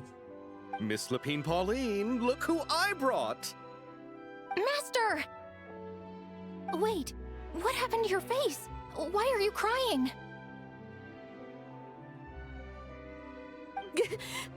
Never mind my face. Here, let me introduce you. This is Miss Charlotte and Miss Escoffier. Things are sounding lively over here. Oh, look who it is! Perfect timing. I was so busy with the shoot, I feel like we barely got to talk. Ah, and the elusive Miss Guillotin. It's great to see you. Thank you so much for letting us use the boat free of charge. That was so generous of you. Oh, right. Introductions. This is Miss Charlotte and Miss Escoffier. That's kind of you. But I didn't really do anything. If you want to thank someone, it should be the Duke or the people who keep the boat in such good shape.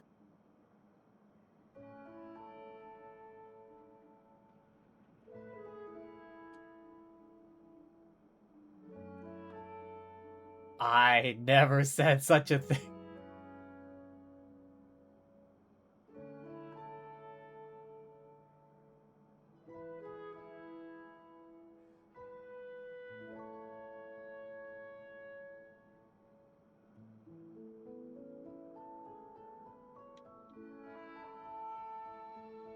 How much of a delay is there between me talking and, like, you hearing me?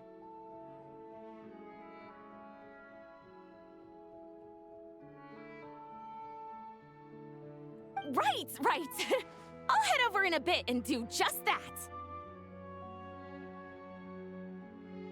Miss Columbina? Yes? Could I interview you sometime? I'll treat you to some gâteau de bord for the trouble. There's only a limited amount available each day. Oh, but it's an absolute must-try when you're in Fontaine. Oh, sure. Bold of you to use my own cake as a bribe right in front of me. You know what? When else are we all going to be together like this? Come on, everyone! Grab your drinks! Cheers! Are we going to toast? Yup! Come on! Sante!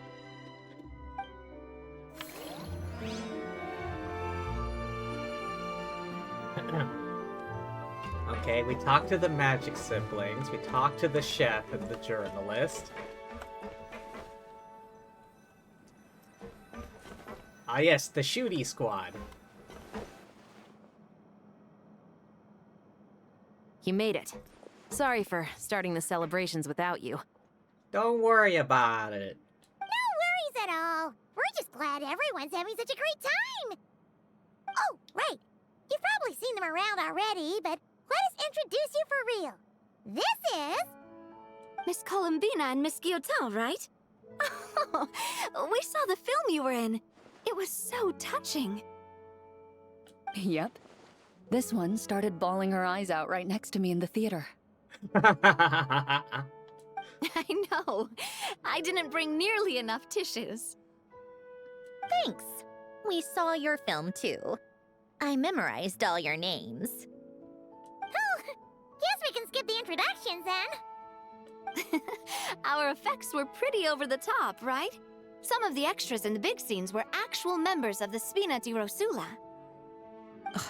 So basically, your contribution was creating realistic-looking chaos. That wasn't the only realistic aspect. Miss Chevres and Miss Emily were also kind enough to lend their expertise on criminal investigations and forensics. Oh, it was nothing. I was just honored to take part and help out. Wow! No wonder your film turned out so good! You basically had an expert in every field. Talk about a stacked crew! Oh, speaking of, want to join in on a round of tabletop troupe later, Miss Colombina and Miss Guillotin? I mean, what better place for a party than a party? Ah, yes. Here we go again. Again. That sounds interesting.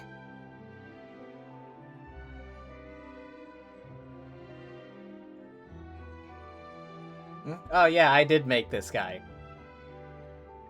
I just used, whatchamacallit? Vroid Studio, that's the one. It's free, and it comes with a bunch of, like, you know, included assets to make your own, avatar. Dude, person, lady, whoever you want. Yes! Persuasion successful! What about you, Miss Guillotin? I guess one round couldn't hurt. Critical success! One round couldn't hurt. Where'd they go? Oh. Ooh, evil clone! Oh, hang on, can I sit across? Darn, finally I have almost everyone here. I have Navia, I have Clorand, I have Chiori, I think I have Chevres, I definitely have Emily, I have Charlotte Escoffier, I don't have Linny, I have Sitlali and Fremine and Lynette.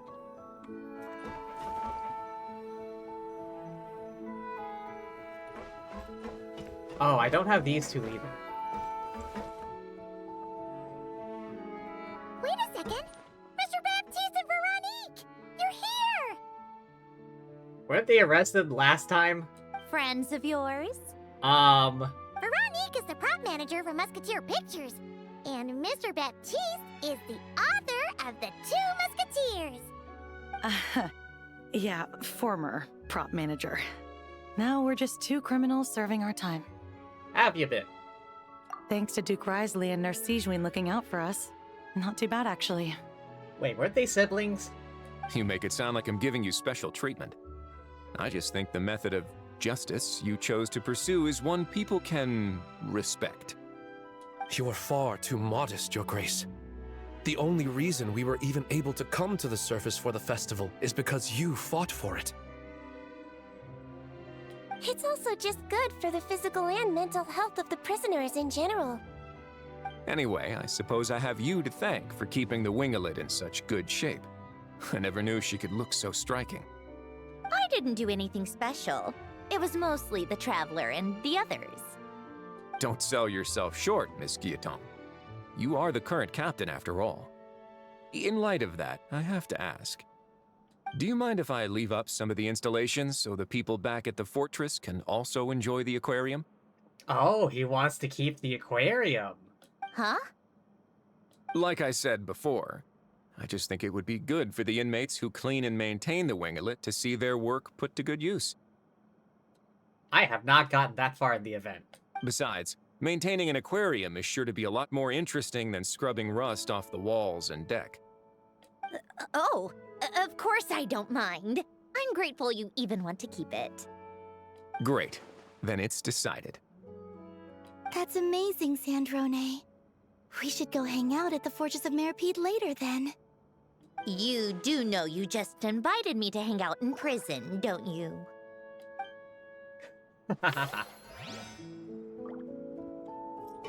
Alright, let's go say hi to the old man. Ah yes, him and his cup of water. Nervalette! You came to the celebration too! Yes. I can only hope my presence does not make anyone ill at ease. Who's this? All right! This is Nervalette, the Udex of Fontaine. And this is Columbina and Cendrone. Greetings. Hello. These two must be the Fatus and former Fatus related to the recent incident in Nodcry. I read about them in the diplomatic report. The Udex? Oh, the dragon that cries a lot. Oh, well... Jeez, Columbina. That's your takeaway from all those Fatui meetings? Seriously? Is that truly how I'm portrayed in the Fatui's intelligence? You must put a lot of people in prison then. Well, it would be more accurate to say I pass judgment on their crimes. All trials in Fontaine strive for fairness and justice, so as to avoid imprisoning the innocent. So, only the people who deserve it get sent to prison. Well, deserve is quite a subjective metric, is it not? At the very least, I can promise that in every trial over which I preside, I make every effort to deliver a fair verdict.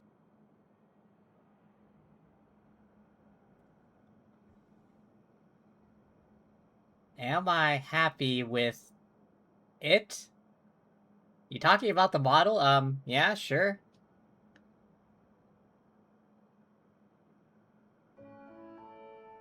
I mean, that's all I can afford to do.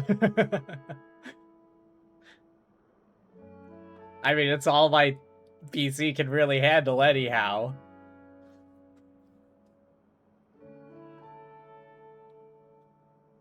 Anything more sophisticated than this, and I'm going to need to upgrade.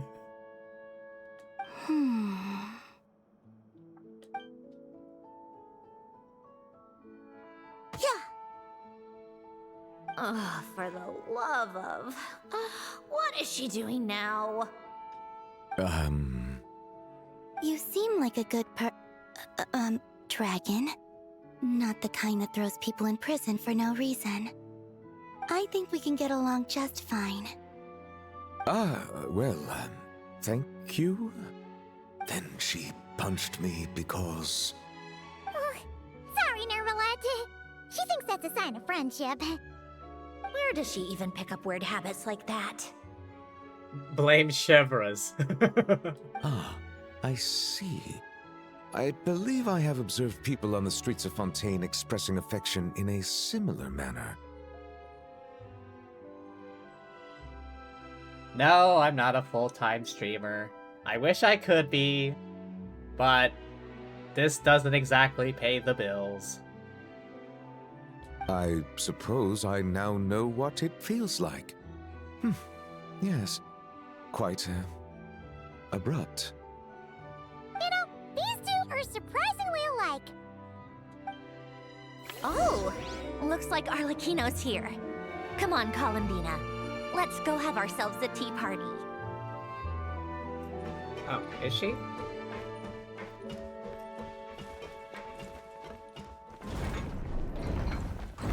Oh.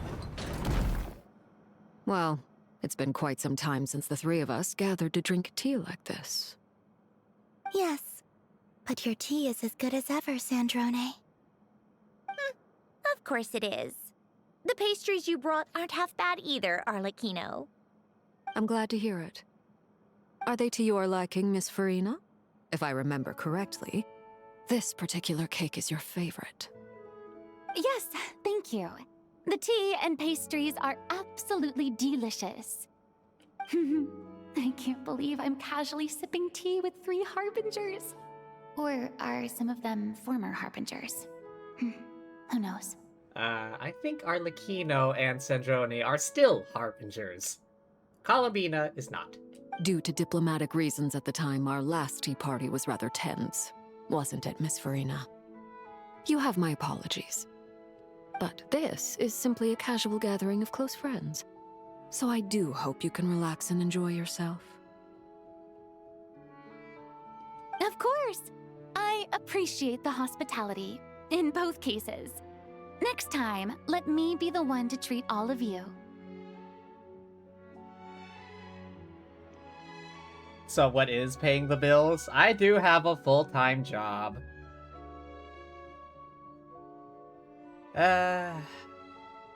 It seems a bit more than full-time at this point. I'm working so many Saturdays lately. Oh my god. Thankfully, all that overtime money is paying off. Literally. I have a fair bit saved up.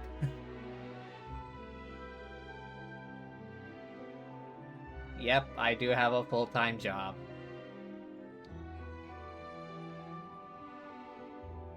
I'm sure we'd all be delighted to have you join us more often. The same goes for you two. I don't mind if we do. Of course we should do this again! We've all been through thick and thin together by this point. This is nice, Sandrone. It reminds me of the happy times back in Snezhnaya, when things were so lively. Yeah. To be honest, I never thought these gatherings would feel this lively ever again. Well, I think I speak for all of us when I say we're truly glad you're back, Sandrone. Me too. I've realized that holding on to what matters doesn't just mean protecting what you already have. By reaching out and striving for something new, you can gain much more than you think. No, that certainly doesn't sound like something the old you would say. Well, I'm only going to say it once, so don't get used to it. Who knows? Perhaps your tea parties will only get livelier from here on out. Once you return to the Fatui, we'll have more opportunities to keep in touch in any case. I want to spend more time together too. But I don't want to go back to the Fatui. Well, Notcry isn't too far from Snezhnegrad. It shouldn't be hard to find a place where we can all get together. Oh, and then I can sing for you, or put on some of your favorite music, just like the old days. Speaking of music, I spotted a mechanical piano below deck. Is it yours, Miss Gyotan? Yes. Reclaimed, I suppose you could say. Wait, was that the same piano she talked about earlier? Why don't you play something for us? Huh? In front of all these people? Yes, why not? You play so well. I'd also love to hear you play. Yeah, come on! Just a little, please? For the love of... Fine! One piece, and that's it.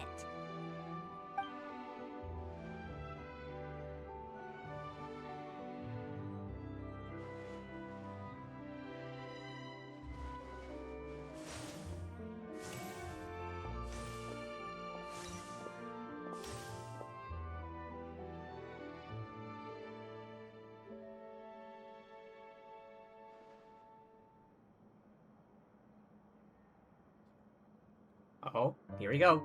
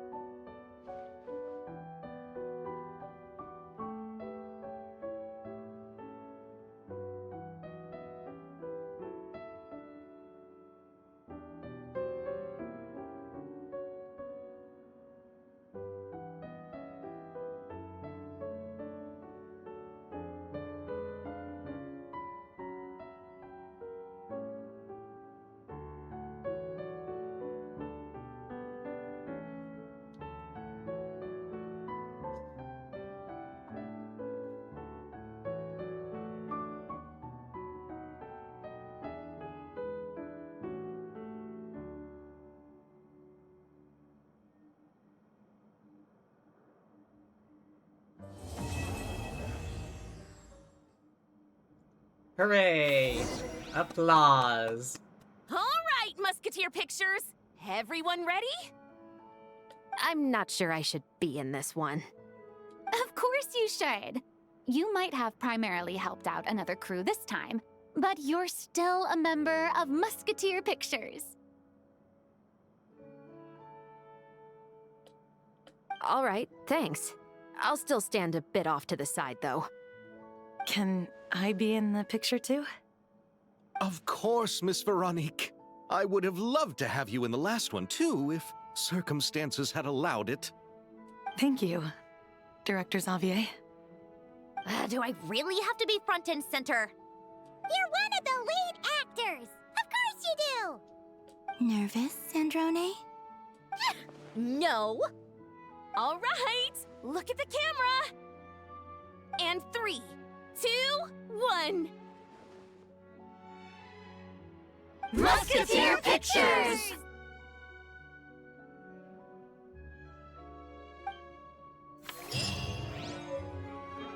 Ah, we got the photo, we got the... Wait, no, did... Oh, we did! We did get the movie photos! Yes!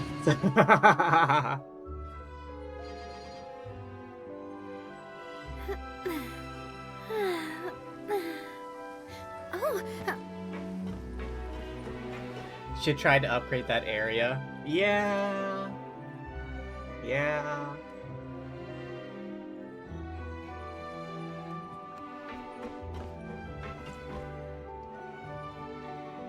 Oh wait, no. Going back to, if I had an infinite budget, what would be the, what would I be upgrading when it comes to stream? I don't, well, PC, obviously. I want to be able to run all the programs and stuff I need at the same time without having to worry about meltdowns. Also, better internet. God damn.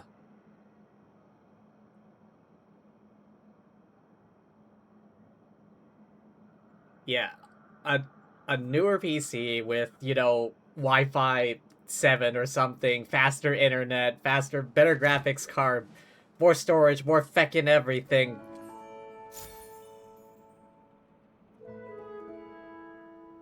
It just comes down to two things, really. PC and internet. Better PC, faster internet. That's like the things you need for streaming. Because if you can't run, like, fucking OBS and the game you're playing, like, what can you do?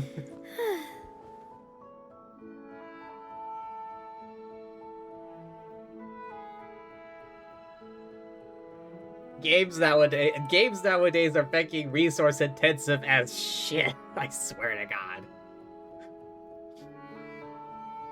I imagine when GTA 6 comes out, a lot of people are gonna be playing that, and that seems like it needs a fair amount of power.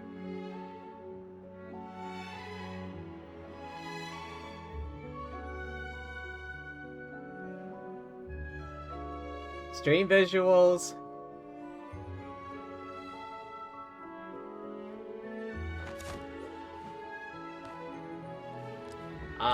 Honestly, to me, that's kind of secondary.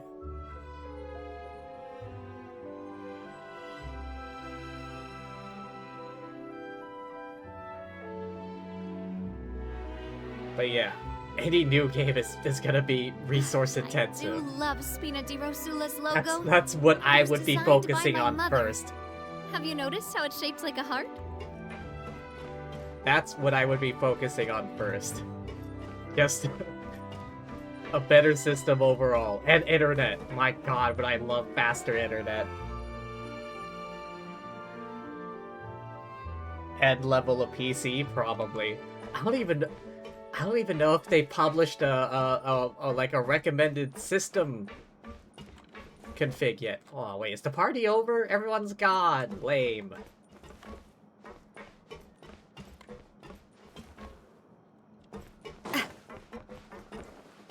They didn't even leave anyone to hang out a little or anything. No, they just went, alright, everyone's going home.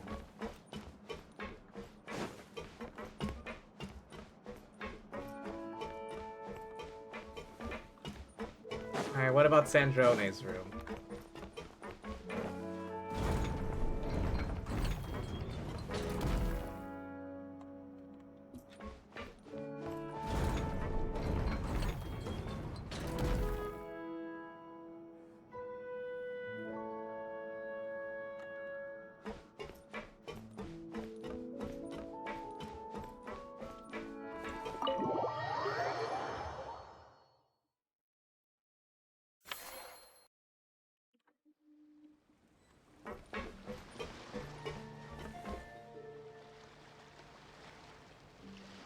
PC recommendation is really easy. They thought people would already know.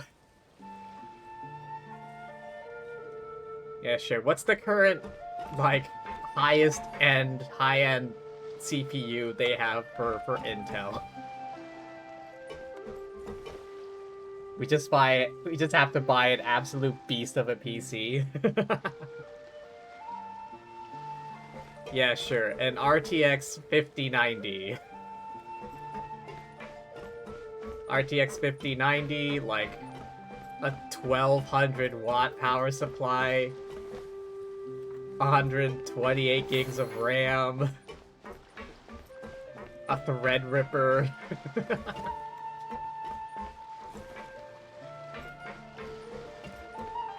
And like the largest possible SSD. Largest capacity possible SSD. Okay, Stellar Conduct. What is this? Conditions are Starlight Prism is generated. Surrounding area turns into Wondrous Polestar Field. All characters inside the field receive cryo and electro damage bonus.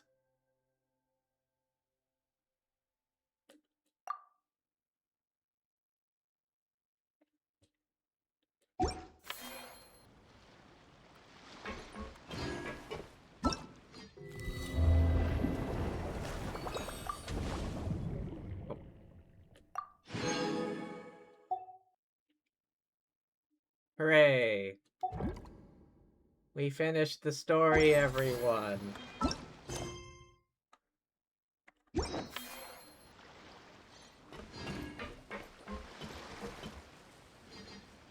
Alright, on that note, I think I'm gonna call it here.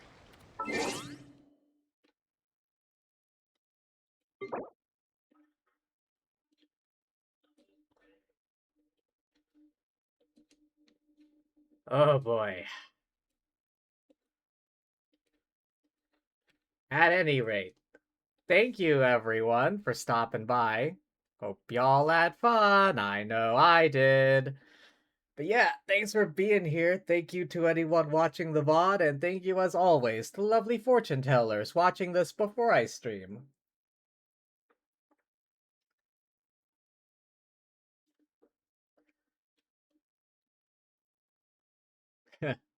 Yeah, peace out to you as well. Alright, let me just see if anyone I know is on right now so I can go raid them.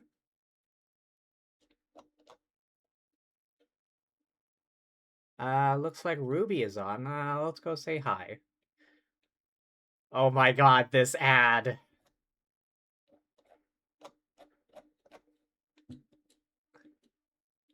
I have seen this ad so many goddamn times today. Jesus.